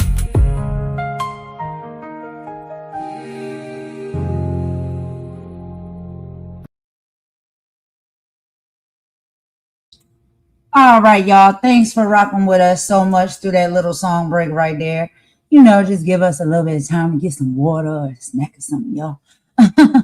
And a lot of the songs, I try to make sure I play ones that kind of correlate into the topics at hand and, the things we're talking about. So, Deborah, that was nice of you to say award-winning music. Wow. That's kind. That's a nice compliment. Thank you so much. Oprah needs to hear this song. Yeah, for real, But we're going to go ahead now and get into our next topic, right? So we're going to listen to a little bit of conversation between Nia Long and Angie Martinez. I thought it was an excellent interview, and we cannot play all of it. Y'all know we just got to play a little bit here and there. So we're going to do a few minutes of it and do our commentary in between. But basically what it breaks down to is an intimate conversation between Angie Martinez and Hollywood icon Nia Long. And they were dropping major gems on why women must stop letting society value them solely for being pretty or attractive. She emphasized building an unshakable foundation of knowledge, boundaries, and self-worth, making zero apologies for standing firm in her truth. We're going to get into that video in just a minute. But before we start, Imani, did you have any comments that you wanted to make before we start the video? Because I know we talked a little bit about this, but not too much. But yeah, before we get into it, did you have a few things to say? No. We can just play a couple of the clips. I want to say something at the end, but it's not really in regards to this. It's more in regards to what's going on this platform. Okay, so on our way out, we may do a little bit of heartfelt housekeeping as we exit. Sometimes you got to sweep sometimes multiple times a day. So, yeah. We'll get into that. Some heartfelt commentary and conversation on our way out with a little bit of, exit housekeeping. Let's go ahead, y'all, and pop right into this video and listen to it together. Per usual, we'll meet y'all in the chat. Nia Long brings such a wonderful message and such a great conversation with her and Angie Martinez. I love Angie Martinez platform. If y'all have not checked her out, her podcast and her YouTube channel, please do so. Go subscribe, become a member. She has some of the most excellent sit downs and conversations with some of the greatest, celebrities, I guess we can call them, that a lot of us probably like and love. And what I love about her podcast, when she sits down and talks to them, it's like two homegirls or, a homegirl and a homeboy just sitting down having a conversation. It's very chill, relaxed, laid back. And the energy is dope. So let's get into a little bit of this and we'll meet y'all in the chat.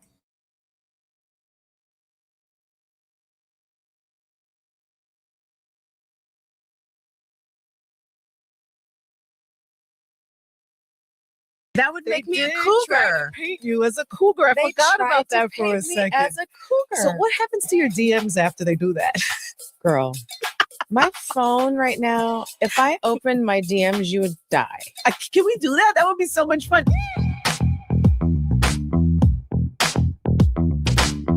Hey, thanks for watching, guys. This episode is brought to you by Boost Mobile. I'm so excited because Nia Long is here today. And when I launched this podcast on my initial wish list, it was like Lauren London, Nia Long. It was like 4 or 5 names. I love Lauren. How much do you love her? I love her down. I She know. loves you. I know. We love each other. You know what's funny? After I launched and did my Lauren episode, we talked a lot about the pod because she loved what I was doing. And she always also would say, you need to have Nia on. I'm like, I know. We're trying. Baby. That's my baby. She's amazing. I think I don't know what was happening during that time, but I remember we talked. Well, I do know what was happening during that time, and I didn't want to talk at all about anything. Yeah, you weren't ready. But I did tell you I loved you, and that I said I'd be here one day, and here I am. And here you are today, Nia Long. All right, let me do an intro for you. Okay. Today's guest is Bin, that it girl, an award-winning actress and producer. This lady has spent more than 3 decades defining culture, from classics like Love Jones, Soul Food, Best Man, to her current role as Katherine Jackson. She's built a longevity that is almost unheard of in Hollywood. A true icon. Her name has become like hip hop shorthand for the ideal woman. I have a whole list of like all the rap songs you're in. And off screen, she's remained a force in beauty and fashion. She just recently was starring in a Skims ad, which I saw her at the Skims event. Yeah. She had a recent Playboy spread, and she's become the first ever North American brand ambassador for Estee Lauder. Nia Long is our guest today on IRL. Can't remember your childhood? Yeah. Let me tell you.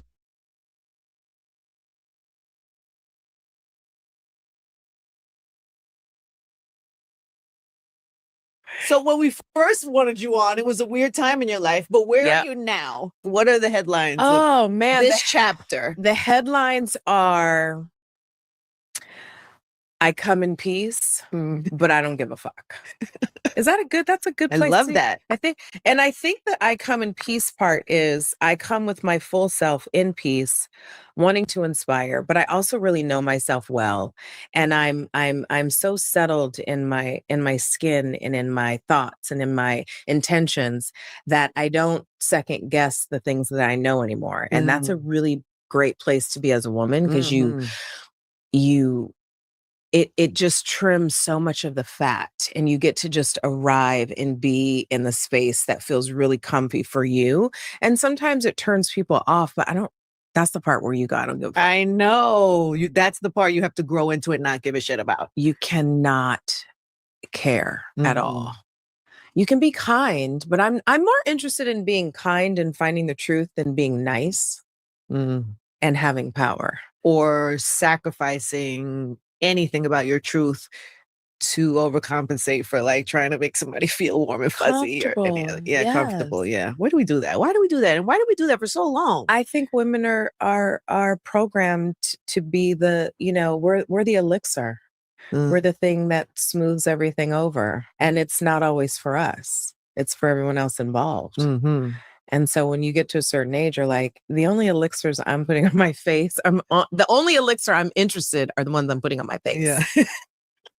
Advanced night repair. Like, let's do that. But I don't want to have to do that for situations and people that are adults, that are responsible for their choices and their... We all talk about that. Oh, and you know how many people go, yeah, I don't give a fuck. And I'm like, no, she does. And then there's certain women, I'm like, no, she really has, yeah, she really doesn't. It's such a good thing. And I care about the things that I should care about. I care about the things that actually mean something to me. I care about humanity. I care about the big things, but the little things, I will bulldoze straight through them to get to my truth. Were you not always like that? No, I think I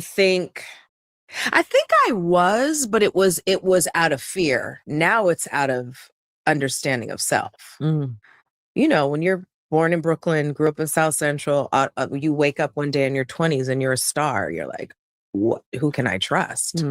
Especially when you're famous. It's hard because everybody wants a piece. And everybody they change and they think you've changed. And it's like, no, I'm the same. Really? Has fame not changed you at all? I live such a normal life. I go to the grocery store. Really? I don't have an assistant. I'm very you have no assistant? No, I can't deal. Who books your manicure? I do. Who schedules the car? My team. So you have a team. I have a team, but I don't have someone like wiping my ass at home. No, Like, I have understand. You don't have like a personal at-home assistant. Not that assistant is supposed to wipe your ass. That was horrible. I shouldn't say that. But you know what I'm saying? Like, I don't have the cadence of my life is dictated by me and my choices moment to moment. If I stick because I change my mind about those things in a day. Like I might have a plan yesterday to get up tomorrow and go to the gym and then get a wax and then go get my nails done and then pick my son up from school and go have sushi after school. I could wake up and go, I'm not doing any of that. I'm actually going to stay right here in my bed. I love that. And I'm going to call, I'll always go get my baby from school, but I really try to honor myself in the moments when I can, because there's so many moments when I can't. You know what it's like when when you have to show up a certain way. You have to have those conversations, those prayerful moments, the meditation, the reinforcement, and you have to have people around you who understand who you are and know how to be supportive of what your demands are. I love that, being able to switch your day like that, especially if you have an off day. Oh, it's so good. My mother was at my house the other day and I was in pajamas all day watching dumbass shit on TV. Yeah. And she went out, she did this. My mother can't sit still. And she comes back and she's like, "You're still in the bed in your pajamas?" I said, "Yes." Can you believe it? Yes, I am. And it's amazing. And I don't want any judgment at all.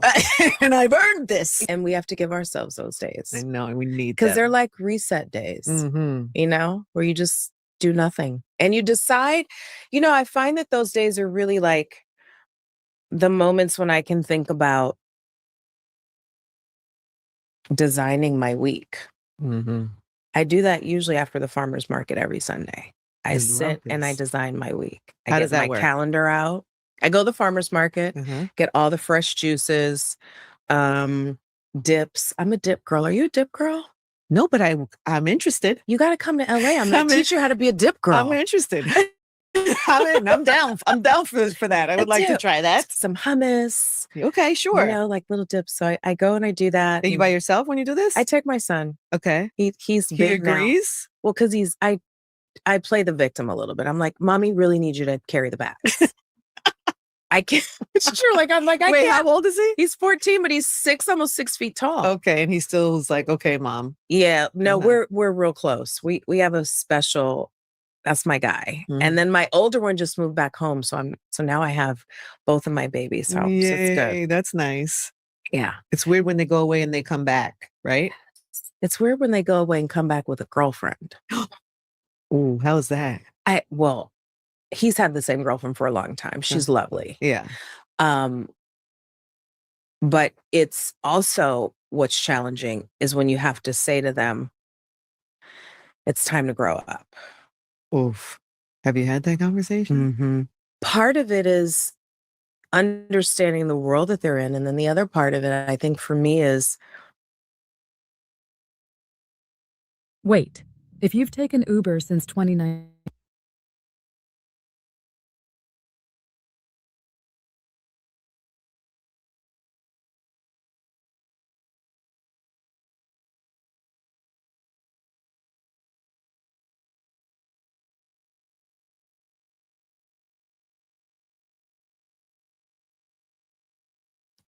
Knowing when, okay,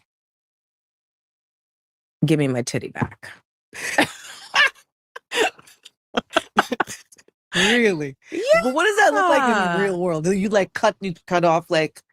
No, it's a grace that you give them. It's being supportive. It's being there to kind of help them through, but not coddling. But not coddling and holding accountable. And if you say you're going to do something, you need to do it and get yourself organized and have yourself prepared. Your son is smart though, right? He's really smart. Yeah. Both of my kids are like smarter than me for sure. Really? I think so. How do you do that as a mom? I don't know.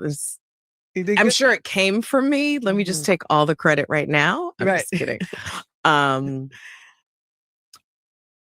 I talk to them a lot. We talk about everything, and I'm inappropriate sometimes, and they love it. And they know that no matter how busy I am, I'm there for them. But I also say, like, I'm going in my room. Do not bother me. And I close my door, and I stay there for as long as I need to. And they don't bother you? No.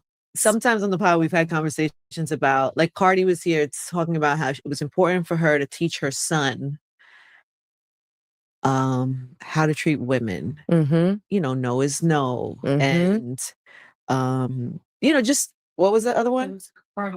Oh, and karma, how you treat women will come back to you. And you know, it was something like for her. So I just wonder for you with your two boys, like what were your, I mean, obviously you made them smart somehow. You had them whatever, but was there a thing? But I think there's, you know, my older son is very interested in facts and the world, and like kind of like he's very entrepreneurial, but he can fix anything. I didn't teach him that. I think people are just wired the way they're wired. And then my younger one he's a Scorpio like me. He's more emotional, but he's like his IQ and his EQ, especially his EQ, is off the chain. He's like, well, that wasn't very, what did he say the other day? Where's the emotional maturity in all of this? Like, you know, like he, and I love that. I love that. Because imagine what kind of man he's going to be to understand these things that we are struggling with as women, with men to connect. Yes. So he understands that, and I try to teach them both. This is the younger one? Yeah, 14? But they both have it. But the little one was almost born with it. Wow. Like he has this innate understanding of life and his own feelings, or you know, can express them. Yes. If I do something, he says, well, listen, can I explain to you how that made me feel? And I'm like, yes, Dr. Udoka, please tell me. And he breaks it down. I love that. And I just am like, if you can break it down like that, I'm going to take all accountability for every single thing you just said. And you are raising someone's husband, someone's future husband. Yes. And they should be very grateful to you. Yes. That their future husband will be emotionally mature. Yeah. Which is what a lot of women are struggling with in these times. Which I thought I was the only one. And then I realized, like, oh, this is a thing. What, with men being challenged in that area? Yeah. Oh, yes. I mean, historically, no? I don't. All right, y'all. So we're going to stop it right there real quick just to take a quick commentary break. So we're just here in the first 12 minutes of the video, y'all. And so many gems have already been dropped. We've heard discussions around, you know, number one, self-care, right? And how important it is to have self-care and getting to make up your mind and make a choice as far as what you're going to do, right? Despite what society and the world and everybody else is expecting of you, you get to make up your mind what you want to do that is best for you. And then they also segue into an excellent conversation when it comes to mothers. And sometimes, yes, unfortunately, maybe having to do, you know, the bulk of the raising of the children, especially when it comes to boys by themselves, and what it is you're looking to, you know, produce, right? Not necessarily create, but produce. That's one of the things that's most important to me, y'all, because y'all, as y'all know and you have heard, I do have a son, okay, and he's 3. And so, a lot of his time is spent in his raising comes from me and my mother, his grandmother. And, you know, same dynamic as which I was raised with my mother and my grandmother, but I was a girl with 2 women. He's a boy with 2 women. And so that gets a little bit difficult sometimes because we have to make sure that there's not too much femininity that we enter into, you know, the room in his life.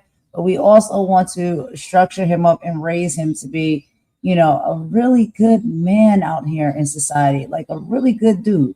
I want my son to just be a really good dude. And there's so many things that you want to teach them. And there's things that you will be able to teach them. And, you know, being the mother or being a woman, right? From the woman's perspective, based off of sometimes the encounters and the things that you see when it comes to, you know, relationships, dating, and being around men and what you may want a man to be in your life. You would like to raise your son up to be those very things in some other woman's life. Because at some point, he's going to end up with her. He's going to end up with a girlfriend. He's going to end up, hopefully, with a wife. Respectfully, if that is the way the journey goes, you know what I'm saying? Not to be, say anything crazy, anything, or, exclusive, right? Because we're very respectful and understanding, that it comes to everybody's going to be on their own journey and path, right? But in your mind, you assume that, your little young boy, your little young man, he's going to grow up to someday be a boyfriend, a husband, or whatnot to a girl, whatever, like that. And so, these are things that I have to navigate through every day. So this conversation is just in this very short 12 minutes was excellent. But Imani, you go ahead, bro. What did you take from this? What are some things and thoughts and feelings and opinions that you had of this conversation so far? Already so many gems. Yeah, like I said, she talks about that her confidence comes from knowing herself, and she's talking about the journey of women, that she's no longer interested in people pleasing. She really makes she distinguishes between being kind and being nice.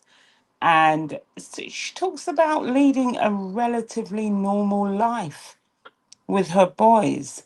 And the other thing she really talks about is protecting her peace. This has been a theme through a lot of the interviews we've done this week. Talks about listening to your body, being healthy, resting is important. She's just talking about normal everyday things, planning a week, healthy eating, going to the farmer's market. But there's a big discussion about motherhood and being The present for sound your went out, children. bro. Sorry. Sorry? I don't know Can if you you hear can hear me? me, but it went out a little bit. Hold on. Can you hear me? Hello?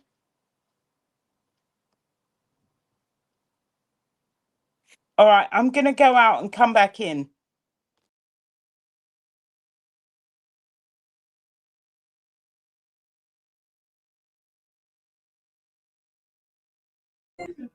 All right, y'all. Hold on just 1 second. I'm resetting my sound settings. Imani's resetting hers. Kept happening. So, okay, y'all could hear her. I couldn't hear her. Child, we on both different sides. All right, she's back. Let me see if she can hear me now. Let me see if I can hear her. Imani, are you back? Yeah, Okay, I'm I can back. hear Can you you hear again me? now. Yeah, I can hear you again now. Okay, I'm sorry. Go Right. ahead. I don't know where I got to, but she was talking about motherhood, and she was talking about being present for her children is more important than being perfect. Uh, and also making your children accountable as they get older, which I think is hard. Now, there is no standard family, and we can't make assumptions about our children. What I would say that I would really relate to most people that have children. The only thing I've ever wanted as a boy mum is for my son to be happy with his choices for his life. And that doesn't matter what those choices are.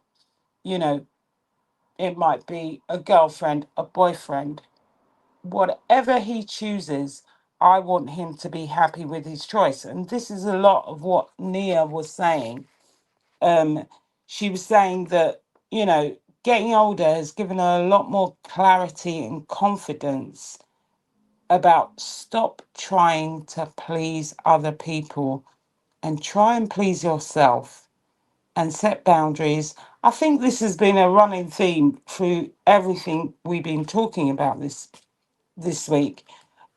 Understand yourself, understand your traumas, understand, why you are the way you are. And, she was talking a lot about what boys should be taught about empathy, about accountability, about being emotional, and, being able to express themselves.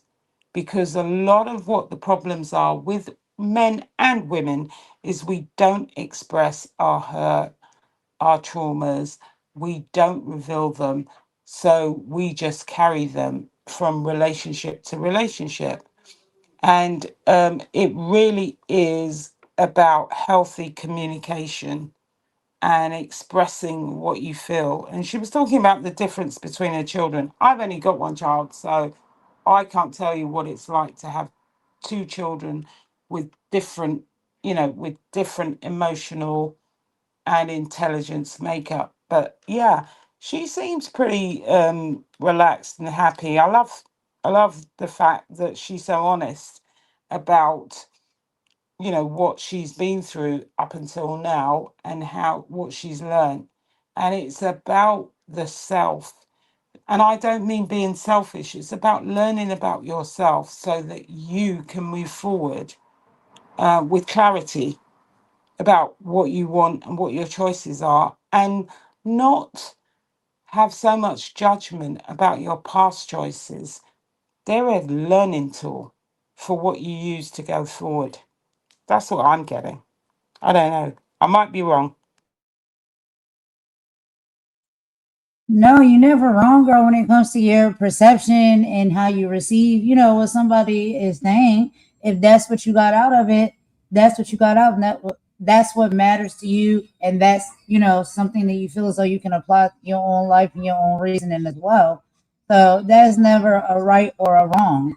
But two of the things that I did hear her talk about, just from the beginning up until now, is Angie was asking her, about her DMs, you know what I mean, in her digital life. And what I took from that is she's speaking about it as a single iconic woman. She uses the moment to highlight the superficial nature of modern digital validation. She explains that while the attention is there, it doesn't equate to genuine connection, safety, or substance, right? Because we live in a culture that mistakes digital attention for real love. You can have thousands of people throwing digital applauses at you, but if none of it translates to safety, respect, and mutual growth in real life, it's just noise. So we cannot let our self-worth be measured by a standard of how many notifications or DMs we get, or any type of surface level praise. And also, she was asked, has success changed her? And this is the armor of integrity, okay?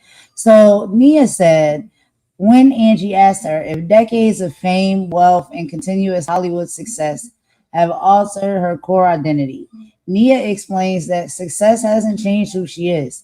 It has simply refined her boundaries. Success gave her the perspective to realize what truly matters. And like you were saying as well, that's family, peace, and internal alignment. Because true success shouldn't make you arrogant. It should make you protective of your peace. When you truly know who you are, money and status don't rewrite your character. They just amplify your ability to say no to things that don't serve your spirit. Keep your feet on the ground no matter how hard your platform, how high your platform grows. And I thought that was an interesting conversation and topics as well, because we are seeing a lot of that, right?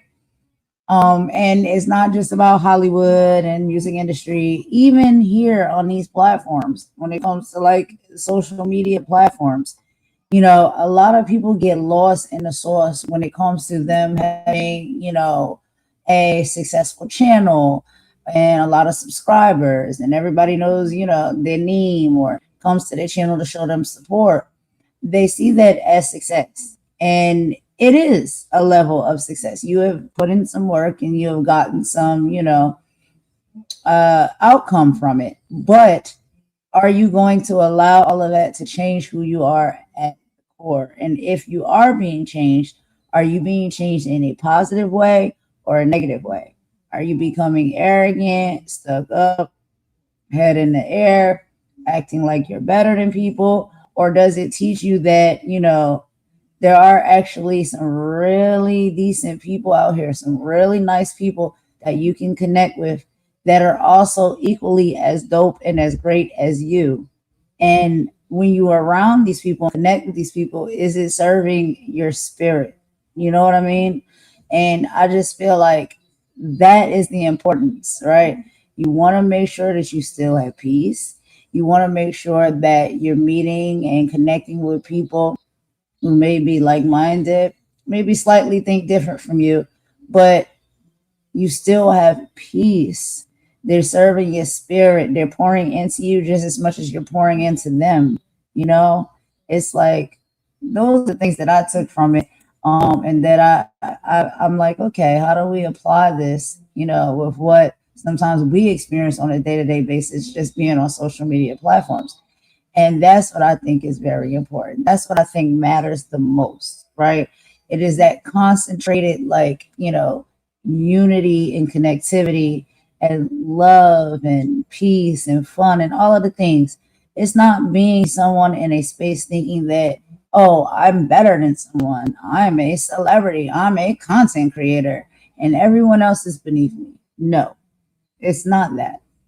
It's about connecting with all different types of people, all different, all unique in a way. And you just connect and you mesh with the ones that you feel as though you have a connection with. You pour into them and they pour into you, right? So I love that part of the conversation. But before we go on and play some more of the video, did you have a few other things you want to say, Imani, or you want to just get right into it? Because I know it's kind of late there for you. So let's power through this if you want to. I was wondering, yeah, we might not get to the Queen Latifah stuff, and we'll probably have to cover it tomorrow.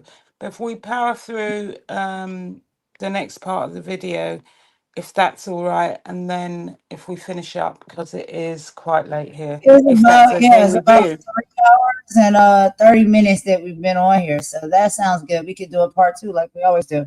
But let's listen Yeah. to a little bit more of Nia and Angie, and then we'll wrap it up there.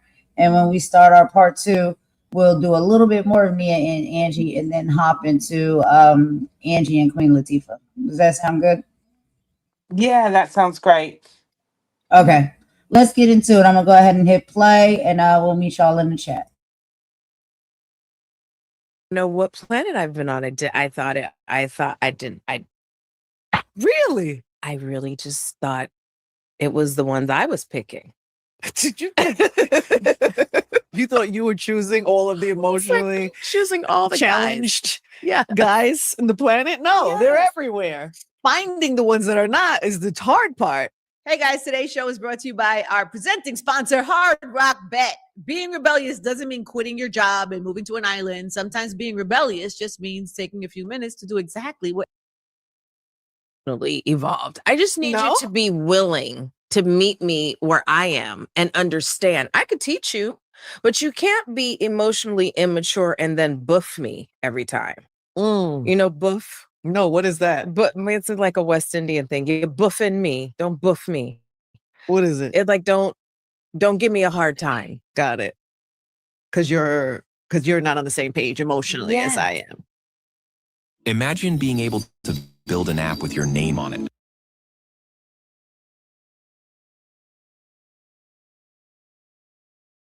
I need you to just be open. But what does that look like for you? Because maybe our versions of it different. To me, I think an emotionally healthy man. Yes. We'll talk about that made me feel insecure, or that hurt my feelings, or that didn't make me feel connected to you, or whatever the real thing is, versus acting up, versus deflecting and or just we're on the same page. Having an attitude or same page. Whatever things they do to cover up from actually just saying how you feel about something. Right. That's your version of it too? Mine too. Yeah, the version of that. It's challenging for some. I don't think it's even in their DNA. Well, not your son. Clap men in this room if that's in your DNA. Please. The glam. Because you spend a lot of time with women, I'm sure. You see? So there's like 6 men in here. Nobody clapped. Oh, you got back with the wine? Come, bring it in. Bring in the wine. But wait, but of You're doing manly things. Wait, of the 1, 2, 3, 4, 5, 6 men in here, Seven. How many of you think you're emotionally mature? All of you? Are you married? Who's married? Only two? Only two. Okay. Do your wives think you're emotionally mature? Raj, behind the camera? Most of the time, we work 10 years now. So 10 years. So yeah, okay. So you're good. Okay. You're good. She did good. Bring the wine. She did good. It's really She funny. taught you. She taught you some She shit. trained you. But here's the thing. Yeah. Wait, can we bring the wine first before I have this thought? Are we drinking wine out of red cups? Oh, No. we are so hood right now. No, let's do these glasses. I will even get rid of my water. That's Wait, I don't want to forget this thought. No, we won't. Tell me. Fuck me. I already forgot it. No, here it is. Now we got wine, first of all. Cheers. Salud. Oh my Cheers. gosh. Thank you. You finally made it. Can you imagine? So what I was thinking was, we were talking about emotionally challenged men. Yes. I often wonder, and just not just in myself, but my friends, my girlfriends who date a type of man, right? And then when you decide at a point in your life, I need a different type of man. Yeah. Because I would imagine you've had this experience in your life. Absolutely. When you're in that moment of like, yeah, I need to choose different type of man. Maybe I should leave the balls at the gym. I need a different genre. Can men be genres? Yeah, can be sure. Why not? They put us in genres. They sure do. So why not? By the way, what genre are we in? Well, now I'm afraid to say because we're 50s, we're kind of like cougar genre. I think. I'm never going to be that. And do not call me an auntie. Oh my God. I will kill you. I will kill you. Yeah. I will. Unless I'm actually your auntie. Exactly. Then it's okay. Yes. Because if I am not, I don't know what I don't you're even know talking you. to. I don't know you I or don't why. know you. Why am I your auntie? That's got to go. Not good. Okay, so those are the categories they put us in. What are the categories that we put them in? Baller. Baller. I mean, what are the other categories? We don't even know. That's how badly we need to switch. Wait a minute. Have you only dated athletes? No. You were married to an actor? No, he was not an actor. He was a contractor. I know met him on set or something, right? No, is that wrong? No, that's got all the information wrong. Because the internet just makes shit up. Okay, so he was a contractor. And I've never been married, by the way. You weren't married? Never to your married. First child? Oh my God. I have 2 beautiful children. I was engaged twice. You've got some rings. I do have some rings, and I will keep my rings. As you should. Because I've earned those rings. Yeah. Had anybody dare ever ask? Never. Okay. No. No, listen, my children's fathers and I are good. Good. Especially now. I feel like now, like, we're all really friends. Like, we can all go to dinner. We can all, like, we're good. Yeah, because you're past the hump. We're past the hump. Yeah. And it taught me a lot about my capacity to love. Like, to be able to love beyond what was expected at one time. And just to know that, like, I'm going to have that connection with you for the rest of my life. My children are going to be connected to you for the rest of my life. So why make it miserable? We can put our differences in the past. We can forgive. How long does that take?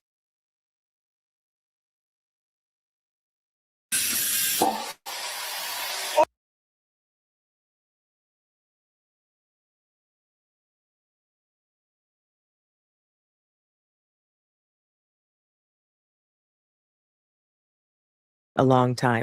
And I have to keep talking this talk so I could walk the walk. Oh, are you convincing yourself right now while you're telling me? Yeah, because there's days when you're like, where is the... But no, I'm not convincing myself, but I refuse to not stay in the light in this area. I refuse to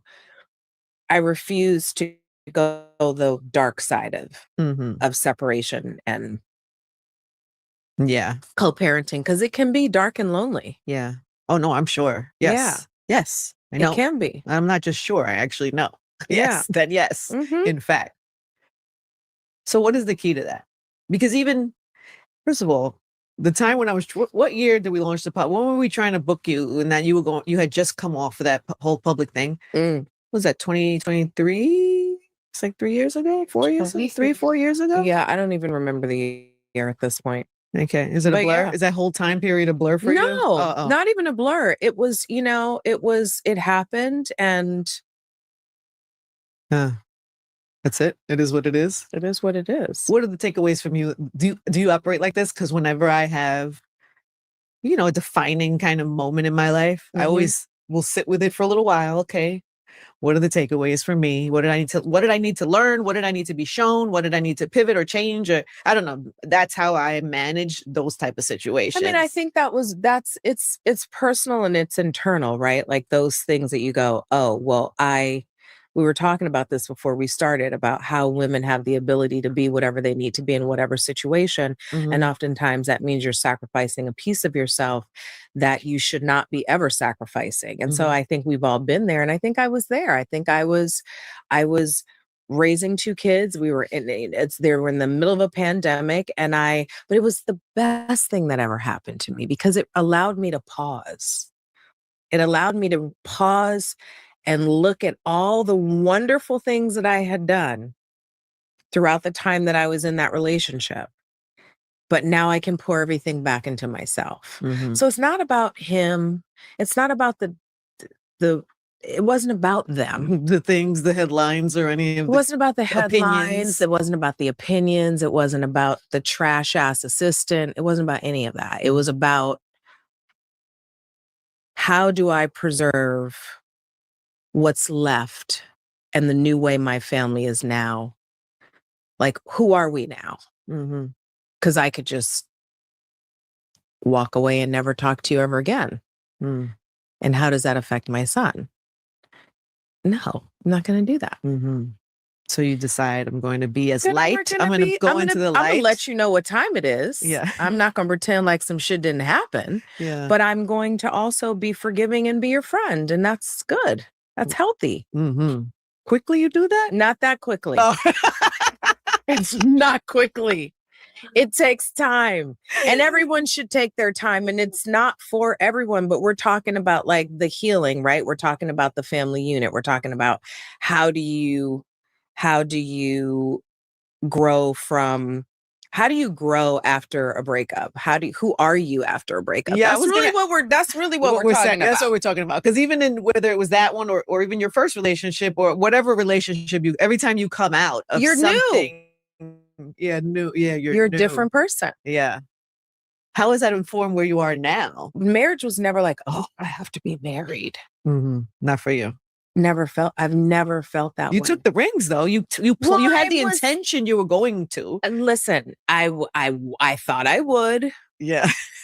But I wasn't the girl that said, we have to be married right now, especially now that we're having a child. Like it was more important for me to be a mother than a wife. Wow.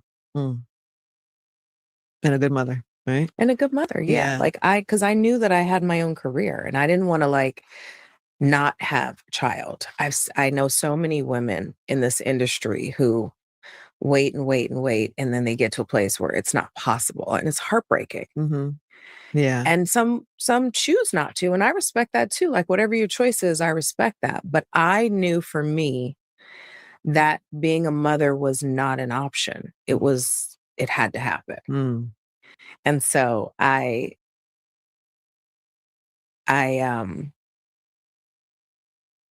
picked. And you prioritized that. And I prioritized that. And I had good relationships with both of their dads. Yeah. And I still do. Yeah. Well, I was talking to Massai's dad the other day and I was like, hey, what should I do about, because he's really good with like how he's like, oh, you should do blah, blah. I said, okay, cool. Thanks. You good? He's like, yeah.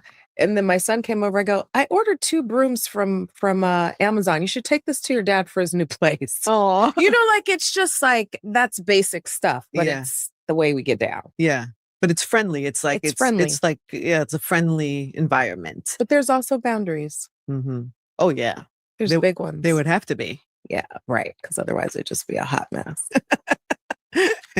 And your kids are probably so much better for it and happy for it and emotionally intelligent because you talk, I would imagine, just based on what you said about how you mother, that Oh, I'm there's- very honest. I was going to say that there's been a lot of dialogue. Absolutely. I'm very honest about like, listen, these are the shortcomings. These are the strengths. These are the things you should think about. These are my strengths. These are my shortcomings. Are you good at that? I am. You paused. I mean, because I'm like, what are my shortcomings? Patience. I'm the most impatient person. I ask that because sometimes, you know, I'm not patient at all.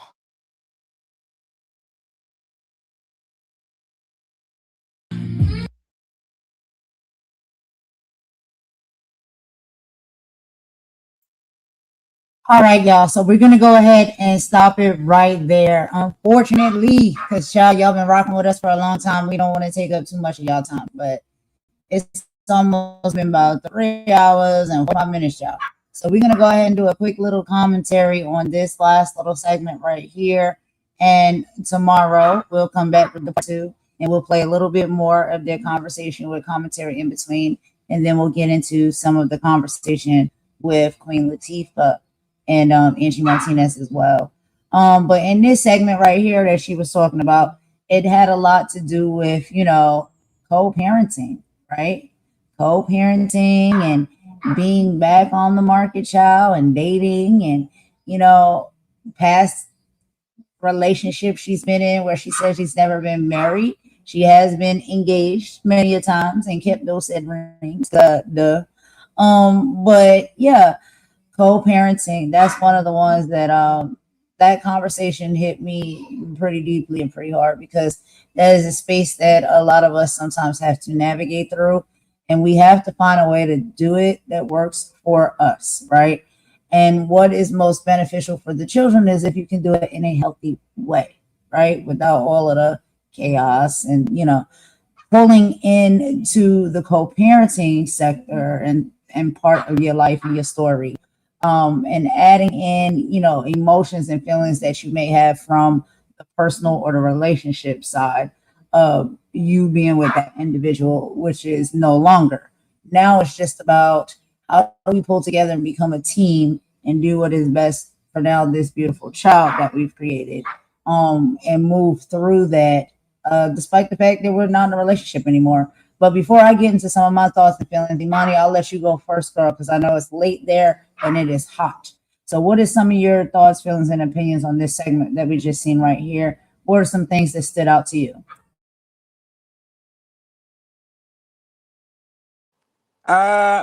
Yeah, what stood out for me is she does go into a thing about co-parenting.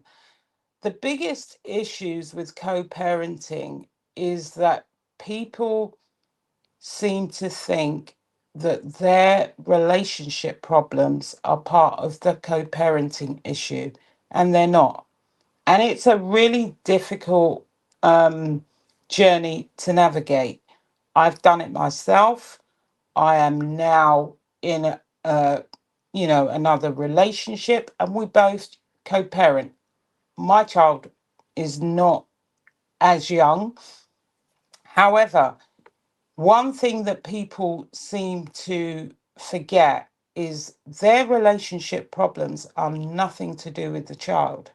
And it's really important to separate those two things and be able to move forward with your children.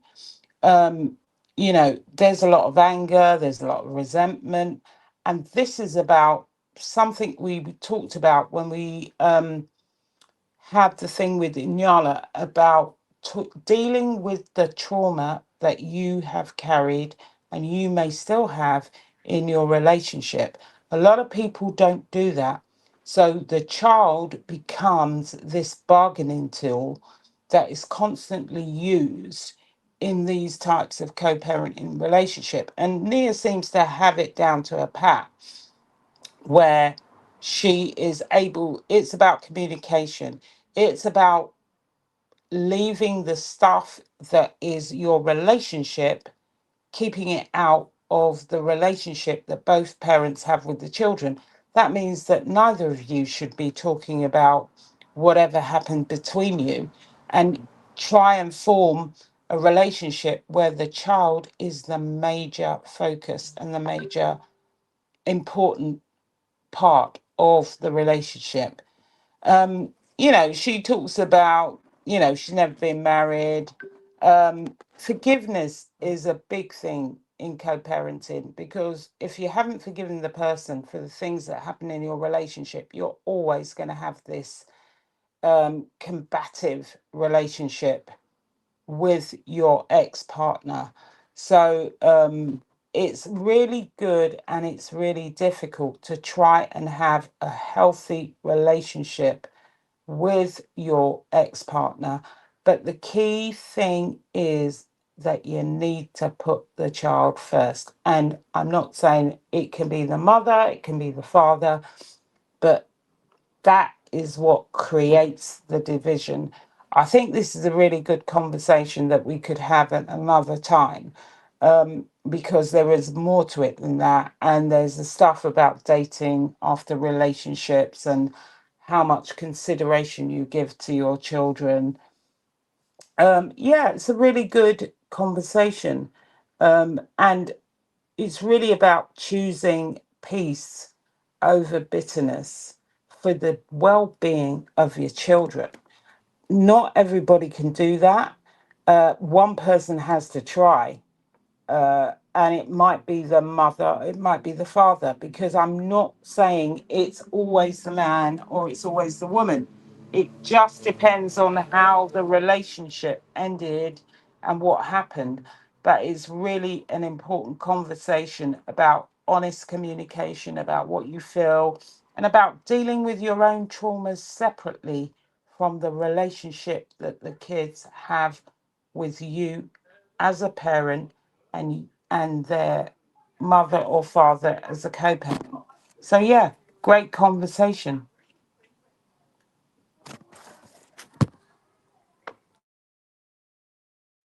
Right, absolutely. And we are going to play some more of it tomorrow, y'all. We're going to do a part two. So we're going to play some more of that conversation because I really want to hear the rest of it.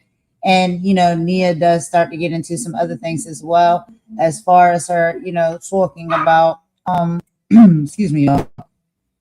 As far as her talking about, she's being, seen as, the hit girl, the hot girl, and being very pretty. She, speaks on, and we'll see tomorrow, how sometimes that can open the door for you, but it can't necessarily keep you in the room. You have to have other attributes about yourself other than just showing up, with looks or whatever people perceive your looks to be. Because it may not even be always that you perceive yourself as, this pretty person or this fine person. Is what they perceive you to be and what boxes they want to put you in based off of that. But yeah, tapping back into, the later conversation that she was having, as far as the whole parenting, I think there's a lot of people that can attest to this, and speak about their journey when it comes to co-parenting. And everybody does it a little bit differently and may have different experiences. And some people may be venturing out, on that journey for the first time unexpectedly and trying to figure it out and navigate those waters, with, maybe not necessarily a blueprint or any advice, just kind of blindly doing it, and trying to figure it out as you go. But I do agree, one of the biggest things that I think is important to remember when you're co-parenting is that, yeah, you have to put all of that relationship stuff to the side in the back burner. It no longer exists for the most part. And it no longer matters. What matters is how you show up together to parent your child, right? And that is a relationship of its own, but it's not the same type of relationship that you had previously, right? It's not about the romanticizing of the relationship and now it's just me and you. And no, it's totally different. And to be able to do it in a healthy way has to come a level of maturity, respect, and like she said, patience, and understanding that you can have the conversations with one another to be able to understand each of your strengths and weaknesses. And based off of what some of your strengths and weaknesses are, and that person's strengths and weaknesses are, y'all may can, navigate that and meet somewhere in the middle and bounce off one another when it comes to it. Or you may want to do self work and make your weaknesses no longer weaknesses and make them things that you are strong in, to where you're showing up more healthy and whole, even within the co parenting space. And so, it can get very complicated, and it is different for all different people who are in that space. I've seen a lot of toxic co-parenting. I've seen a lot of beautiful co-parenting. And I've seen a lot of people that are in a space where they're trying to figure it out, right? They haven't quite gotten it down pat yet. And so for everyone, it's a different story, a different journey. But I love the fact that she has said that in her journeys as far as co-parenting when it comes to her children, and I believe she said that she does have children by two different men, if I'm not mistaken, Imani. So she's co-parenting with two different fellas. Yeah, Is you're that right. correct? Okay, Yeah, all that's right. right. Yeah, I wanted to make sure I didn't get that wrong or tell any mistruths. So she's doing co-parenting with two different men and two different children. So, really balancing that bull times two can be a lot. But I think it's inspirational when we see people that, are able to drop gems and give advice. And not to say how they necessarily do it is going to work for your predicament, but at least may give you, a small blueprint of, where you can start and how you can try and navigate it. And yeah, so that was one of the things that stood out to me the most. Was there any other things within this segment that stood out to you, Imani, outside of that, before we move forward? No. That was the main thing that I took a lot from her talk on co-parenting. She's just a regular mum who's trying to Yeah, work her way through. She's a working mum. And, yeah. I think these conversations are great because they bring out stuff that maybe need further conversations that people want to have. And maybe we'll do some panel discussions on some of this stuff. I think that would be excellent. If anyone would like to come and join us, you're always welcome. You know what I mean? And we really appreciate everyone who comes and kick it and rock with us anyway. And you don't necessarily just have to say in the chat if you don't want to. You can always, bring your voice up to the panel and have a conversation with us about some of these topics, and we can just kick it and rock it together, and laugh and clown and have a good time. That's really the goal. But yeah, outside of that, y'all, a few things just to finish up with. We're gonna have some ending housekeeping, of course. And then I do have some closing thoughts and whatnot that I'll leave with y'all when it comes to overall the topics that were discussed today. And like I said, tomorrow when we do our part two, we will continue some of the conversation with Nia and Angie, but we'll also listen to some great conversation with Angie and Queen Latifah. But before we do the final thoughts, Imani, let's go ahead. You want to go ahead and tap into a little bit of ending housekeeping? Yeah, I want to talk about some stuff that's going on. There's a lot of stuff going on around the world, which we've been talking about requires unity. But there's also a lot of stuff going on this platform and within this sector that we seem to find ourselves in. And whether it's families, whether it's communities, whether it's organizations or nations, progress only happens when we unite around a common purpose, instead of allowing petty disagreements to pull us apart. There are some of us who have an agreement on a lot of things, and there are others that don't agree with us. The key thing is the people that agree need to stand together on the things that matter most.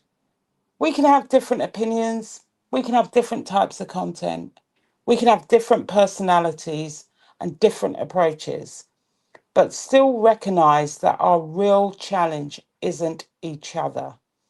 And people spend too much energy fighting one another and they lose sight of the bigger problems and issues that are affecting everybody.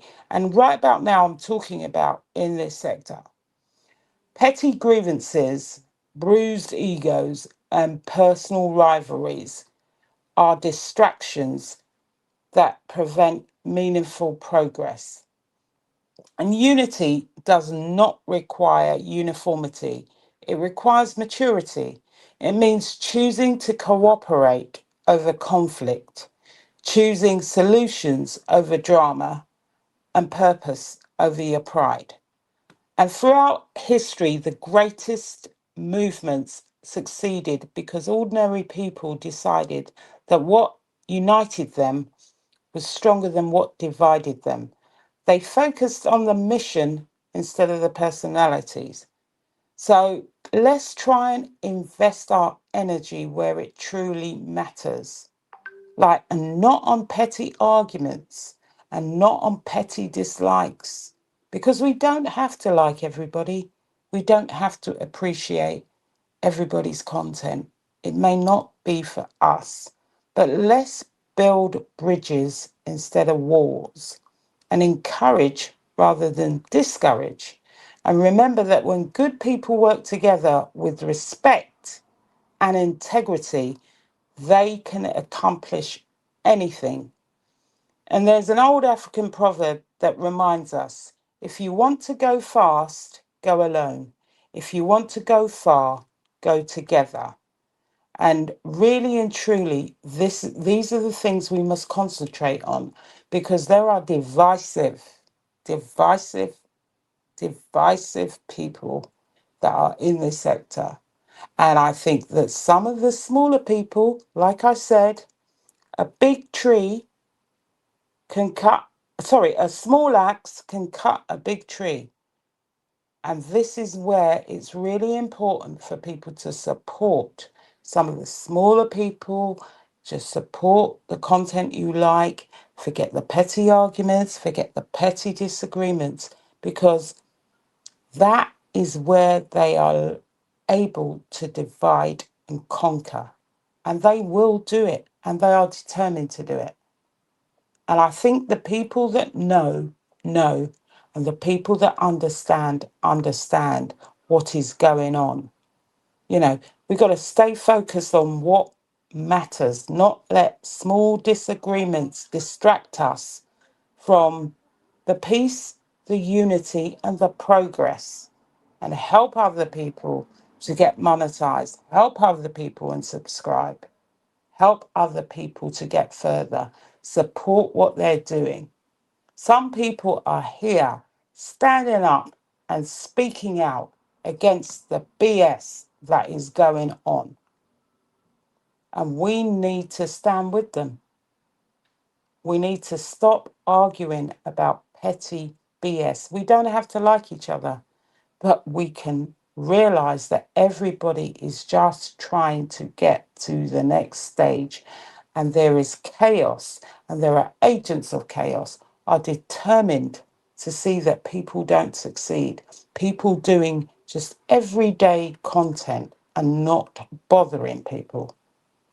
And they are here to tear people down and destroy them, because their purpose is not to see everyone to succeed, it's to see their own success.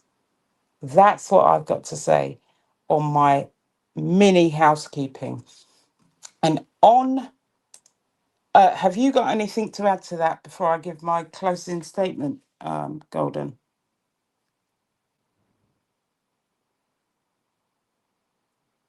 No, you can go ahead and do your closing statement, and then I'll just make a few of my little thoughts and opinions after you're finished. Yeah. And on closing with this, and we will be back tomorrow, I think I needed to say this because, you know, I've seen and received a couple of messages about things going on. You know, I hope that you leave today with more than just information or just watching interviews. I hope you leave with a little bit of inspiration, because today wasn't just about celebrities. It was about character, resilience, purpose, and legacy. We listened to a bit to Nia Long, whose journey reminds us a little bit of what she told us, that life won't always go according to plan. And even successful people experience heartbreak, disappointment, and unexpected detours. But your circumstances don't define you, your response does. Nia's showed us a little bit that strength, grace, and self respect will always outlast the storms we face. These conversations also, we talked about Whitney Houston, a woman whose extraordinary gift changed music forever. And the recent discussions around her remind us that when we speak about those who are no longer here, we carry a responsibility to be fair, accurate, and compassionate. Whitney's life included struggles, just as many lives do. But her struggles should never become bigger than her accomplishments. She gave the world timeless music, unforgettable performances, and a voice that will continue to inspire generations long after all of us are gone. Her legacy deserves to be remembered in its fullness, not reduced to a single chapter in her life. And today also reminds us about journalism and media. And whether you agree with every opinion or not, good interviews and thoughtful conversations keep important discussions alive. And, I'd like to say a special tribute to, we used her today, we've had other people, but Angie Martinez, Kiki Palmer, whose interviewing style has earned a lot of respect across the generation. And I also want to acknowledge the creators and platforms that continue to spark conversations across entertainment, as well as those people I mentioned before. We had TMZ, The Breakfast Club, and Kempire, and each bring different perspectives, different interviews, different audiences, and different approaches to the storytelling. And whether you're watching the breaking news, the long discussions, or the entertainment commentary, supporting quality journalism and responsible media helps keep those conversations alive. I know I said TMZ in that, but you guys are going to have to bear with me. And you got to listen It's to okay, girl. It's okay. multiple viewpoints that gives us a broader understanding of the stories shaping our culture. And, one thing we need to remember is, I keep saying this, protect your peace, become the best version of yourself, protect your reputation, and encourage people instead of competing with them, and celebrate others without feeling diminished. Because, we are here to inspire the next generation. Walk in purpose, walk in wisdom, and walk in humility, and take care of yourselves and each other. Stay blessed as usual. We're way too blessed to be stressed. And we'll see you on the next show. And that's it for me. That was wonderful. And a lot of our ending statements, Charles, is pretty much similar. Because I have a few things that I wanted to say as well, but a lot of the things you have already said. But yeah, we just wanted to leave y'all with that we feel as though it's been very heavy on our hearts for the past few months and stuff on these digital streets and how things is moving right now. Um, we need to have our eyes wide open because this is a very real intentional movement that we see is happening across this platform to create deep division.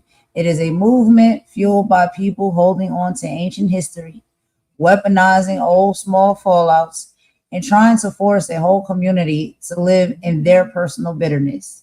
But here's the beautiful thing about truth and light: the collective eye is now opening. The audience is getting smarter. People are starting to see right through the forced drama, and they will continue to see it for exactly what it is. Hurt people trying to drag everyone else down into the mud just for a moment of attention. Some people are going to choose to remain bitter. And guess what? We have to let them. You cannot heal someone who is addicted to chaos, and you cannot build a future with someone who is stuck living in the past. But what we can do here on YouTube, and what we must do as a family, as a group, as a collective, is choose to unite and rise above it. We proved today through the legacies of Whitney Houston, Nia Long, and we didn't get a chance to get to Latifah. We'll get to her tomorrow. But when you look at your worth, you don't have to entertain the noise. Your energy is too sacred to be traded for petty disputes, and your assignment is too big to be distracted by small minds. Do not let old bitter energy dictate your future, and do not let anyone divide what God is bringing together. Let this be the place where the division ends and the healing begins. Let's keep lifting each other up, standing tall in our truth, and moving in a absolute love and unity. When we stand together, the noise doesn't even stand a chance. You are royalty. Never forget who you are, whose you are, and the power that walks in your shoes. We love you guys deep, and we always want you to protect your peace, guard your heart, and we will see y'all on the next live. And just as a little small shameless plug, y'all, I do apologize for the ads and the videos. I gotta get my YouTube premiere back, y'all. But there's so many things that you gotta pay for when you be doing this content. So when it comes to StreamYard, YouTube, and other, software and AI technology, y'all, they eating me out of house and home. And so sometimes Can I just say something? Can you lock the doors, please, Golden, and pass the plate? pass the plate. Pass the plate. No, I'm just kidding, child. I'm kidding. But nah, for real. If y'all want to leave any love offerings, we appreciate that. I know how things move and operate around here on YouTube when it comes to, donations and money and stuff like that. But, it is helpful. It is useful because there is a lot of softwares and a lot of things that we got to pay for, to bring these type of presentations forth in the quality that we like to bring and give y'all because you deserve it. You deserve the best.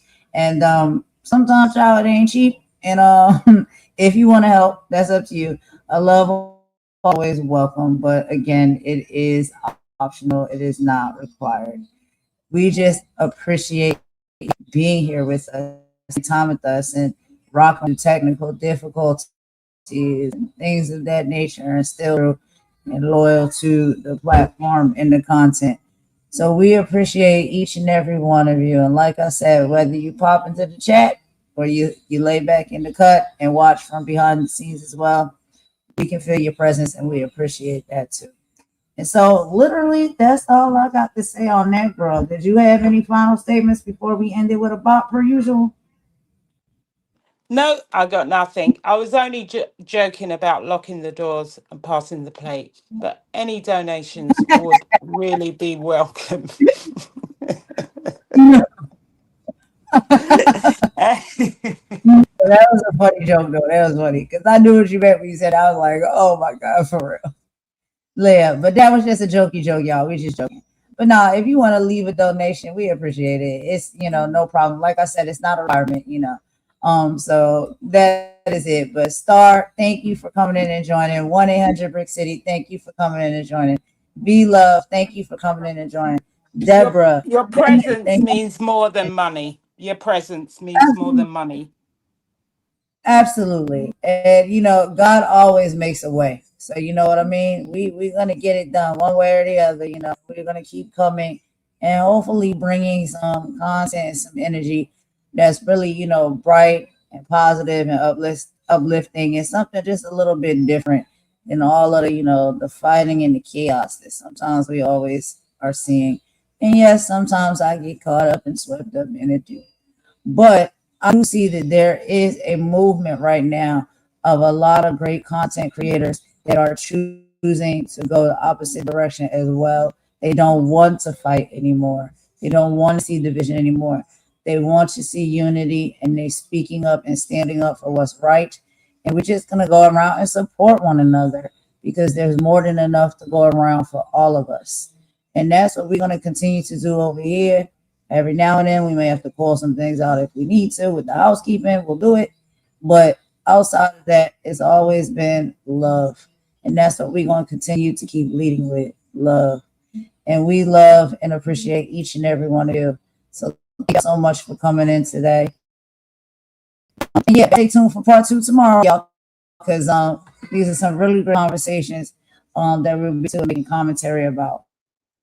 All right, Imani, you go. And then Yeah, and don't forget to go and support all those channels I talked about. You got Ralph the Wise, Maggie, Kimmy Love, Unwind with Teddy, Cultivate with Kai, Mel's World, Gooditopia, We the People, Mr. Nobody, Just Call Me Sammy, Trevor Green, Dropping the Tea, Star, and many more that I'm sure. And also Kempire and 1-800 Mims. 1-800 Brick does City. content on the channel too. 1-800 Brick City. Drop your link or send us the link, and we will put it in the chat. 1-800 Brick City. Always here, always supportive, and there are many of you that are always here, always supportive, and we love the fact that you do come here every day. Absolutely. And shout out to Asher as well. Asher always comes in to support Asher. And I'm just scrolling. Oh my God, I forgot Asher. Sorry, Asher. Asher, V-Love. Asher's always, you know who you are. We know the supporters, even the ones in the, I hate saying, the ones who are not in the chat. Even the ones who are not in the that's chat. what I said. It just keeps me in the cut. Yeah. Ain't nothing wrong with kicking in the cut from time to time, you know. And they might be working or, you know, cleaning or doing whatever it is else they got to do while listening. That's still appreciated and the presence is felt. And so we appreciate that. When I say over here now, how I say the ones within the bushes is the ones that's stalking around and skulking around so they can hear what's being said to use for their own content. So we will no longer say that about supporters that are just in the cut. They just in the cut chilling, dropping it to you, hey girl, you're in here too. But yeah, the bush dwellers are the ones that's walking around so they can hear something to go run back and make content off of. But the ones that's just kicking it in the cut with support, no, that's a different type of support and a different type of love. And we can feel y'all presence, so thank y'all. Well, let's go ahead and end it off with a bop, y'all, per usual. And we will see y'all tomorrow on the next live. We hope everybody has a wonderful rest of their day, whether it's morning time, afternoon, evening, or night where you are. I hope it is a wonderful rest of the day for you. We appreciate you all so much, and we will talk to you soon. That's all I got, Imani. You good? Yeah, I'm good. Stay blessed, everybody. Keep your head on a swivel. That part. All right, y'all. So Golden and Imani is out. Bye.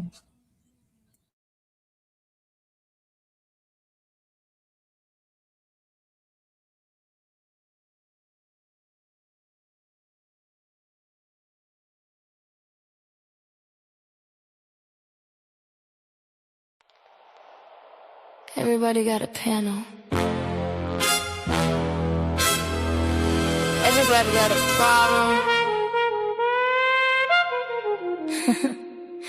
Let's talk about it.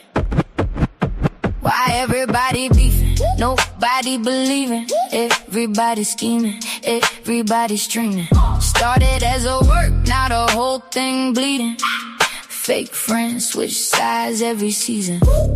New face, new team, new lie every evening. Everybody hungry for the clicks and the reasons. Views up, drama get the views up. Look. Everybody suddenly a journalist now. Microphone tough with the filters and cloud. They don't even know what the culture about. Just smell a little smoke, then it rain in the house. Boxing sector looking WWE. Fake press conference turn reality TV. Started with a live stream, now they selling PPV. Best friends yesterday, now they scream RIP. Cat ding ding ding. Another fake rivalry. Cameraman zoom while they build hostility. Comments get toxic, ego get slippery. Now the work turn real and destroy the chemistry. Used to throw punches in the ring for sport. Now they throw friends under buses for support. Everybody got receipts and folders and reports. Whole sector acting like spiritual court. Site DC spilling all over timeline. Screenshots, leak calls, everybody prime time. No context, just captions and headlines. So get traded for algorithm deadlines. And I ain't saying everybody fake, but let's be honest, peace don't pay. We worked it out, get ignored all day, but I exposed and get 100K. Why everybody beefing? Nobody believing. Everybody scheming. Everybody streaming. Started as a work, now the whole thing bleeding. Fake friends, switch sides every season, switch side. New face, new tea, new lie every evening. Everybody hungry for the clicks and the reasons. Views up, drama, get the views up. See the algorithm hunters lurking in the dark, jumping in beefs just to build up a spark. Never put work in, never had heart. Now they commentary kings from a Walmart cart. Everybody got an inside source now. Everybody got a truth exposed now. Soon as the views did blow, somehow they manufacture anger just to go viral. It's a circus with ring lights. People losing real friends over click bites. Whole panel screen fights every midnight. Then they text backstage like, you good, right? Girl, bye. But the fans can't tell where the script ends. Creators crash out just to trend again. You can see the pain underneath the grin. Souls exhausted, but they live stream again. How many friendships gotta die for content? How many people gotta bleed for engagement? How many ops y'all gonna create before y'all realize the audience addicted to the chaos too? And the algorithm know it. Why everybody beefing, nobody believing, everybody scheming, everybody streaming. Whole internet war, but nobody winning. Everybody loud, but nobody listening.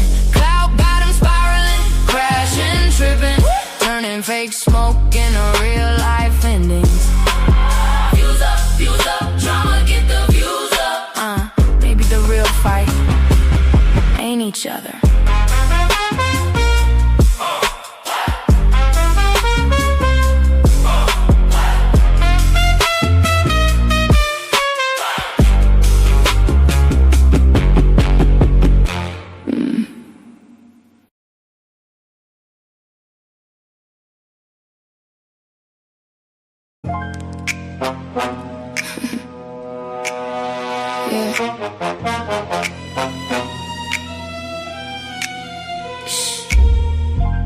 Don't make eye contact. I move like truth in a crowded room, unnoticed, until it's too late. Snap, snap. File 1, hypocrisy. File 2, projection. File 3, denial. Let's open the case.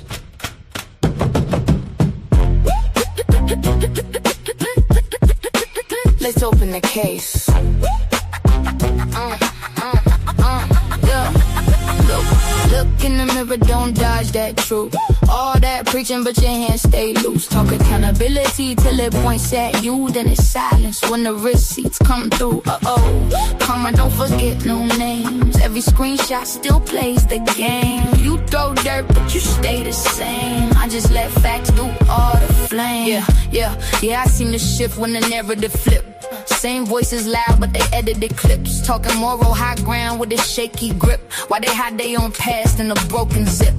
I don't need opinions, I read between lines. Watch how they switch when the pressure aligns. One day love, next day they sign on a pylon wave just to feel the line. But I came from blocks where the real don't fold, where you stand on truth even when it gets cold. Y'all build on hype, I build on soul. Then watch the whole story unfold. Yeah, I see it. Don't act holy now. Record scratch, click, click, click, click. Look in the mirror, don't dodge that truth.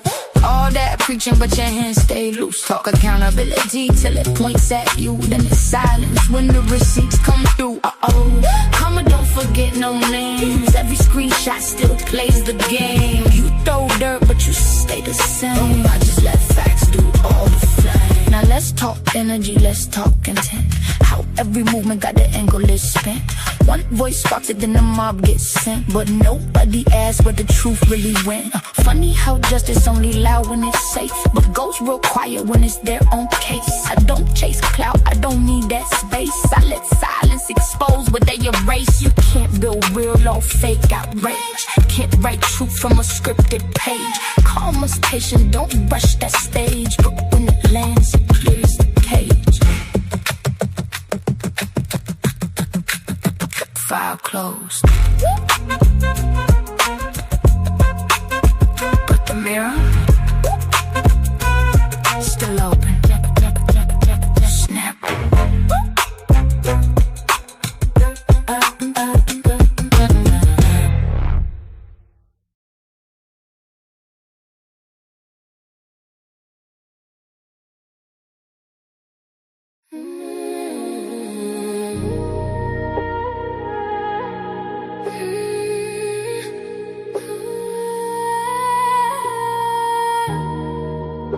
They don't know her like I do. Nah. Golden. She moved through the city with her hair held high. Pretty brown skin with a storm inside. Everybody see the glow, they don't know the pressure. Smile so warm, but her heart no weather. Late nights riding while the skyline blur. Trying not to cry when the memories occur. Had to learn fast, everybody ain't loyal. Some people love you long as they control you. Now she move careful, energy expensive. Too many fake vibes hiding in the friendship. Used to give love with her hands wide open. Now every scar got the whole vibe frozen. They don't know her like I. No, they don't know. She goes by golden, soft voice, deep soul, hope or glowing. She goes by golden. City lights dancing with her heart stay open. Long dark roads, but she still stay focused. Everybody watching, but they don't really know her. Too much grace with the games they throwing. Real love, rare, so spirits they got it. Beautiful soul, but the pain left marks in it. Mirror tell the truth when the lights go dim. All the things she carry weight heavy within. She survived nights she don't even speak on. Still finding peace while the whole world ain't wrong. Funny how the love disappear when you're healing. Funny how the fate come around when you win. Now she trusts God more than people intend. Just cause smiles hot and being hidden in the deep. She's still soft-hearted but she way less naive. Can't keep pouring love where there's nothing received. Still dancing slow through the hurt and confusion. Trying not to lose herself chasing illusions. She survived the fire. Still glowing through the storm. Still dangerous. Still chosen. She goes back golden. Slow so deep made the whole room notice. Heavy lies couldn't break what was chosen. Still standing tall while the whole world folding. She goes back golden. Heartbreak turned to pens in the matter. Now the tears got rhythm when she's singing. And they still don't know her like that.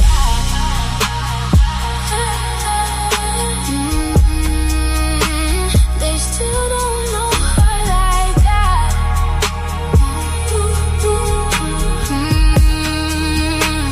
Spend so much time looking for love in strangers. Spend so much time. Spend so much time letting outside voices shake the mirror. But at the end of the night, when the lights fade, when the city cried, when the tears dried, we still got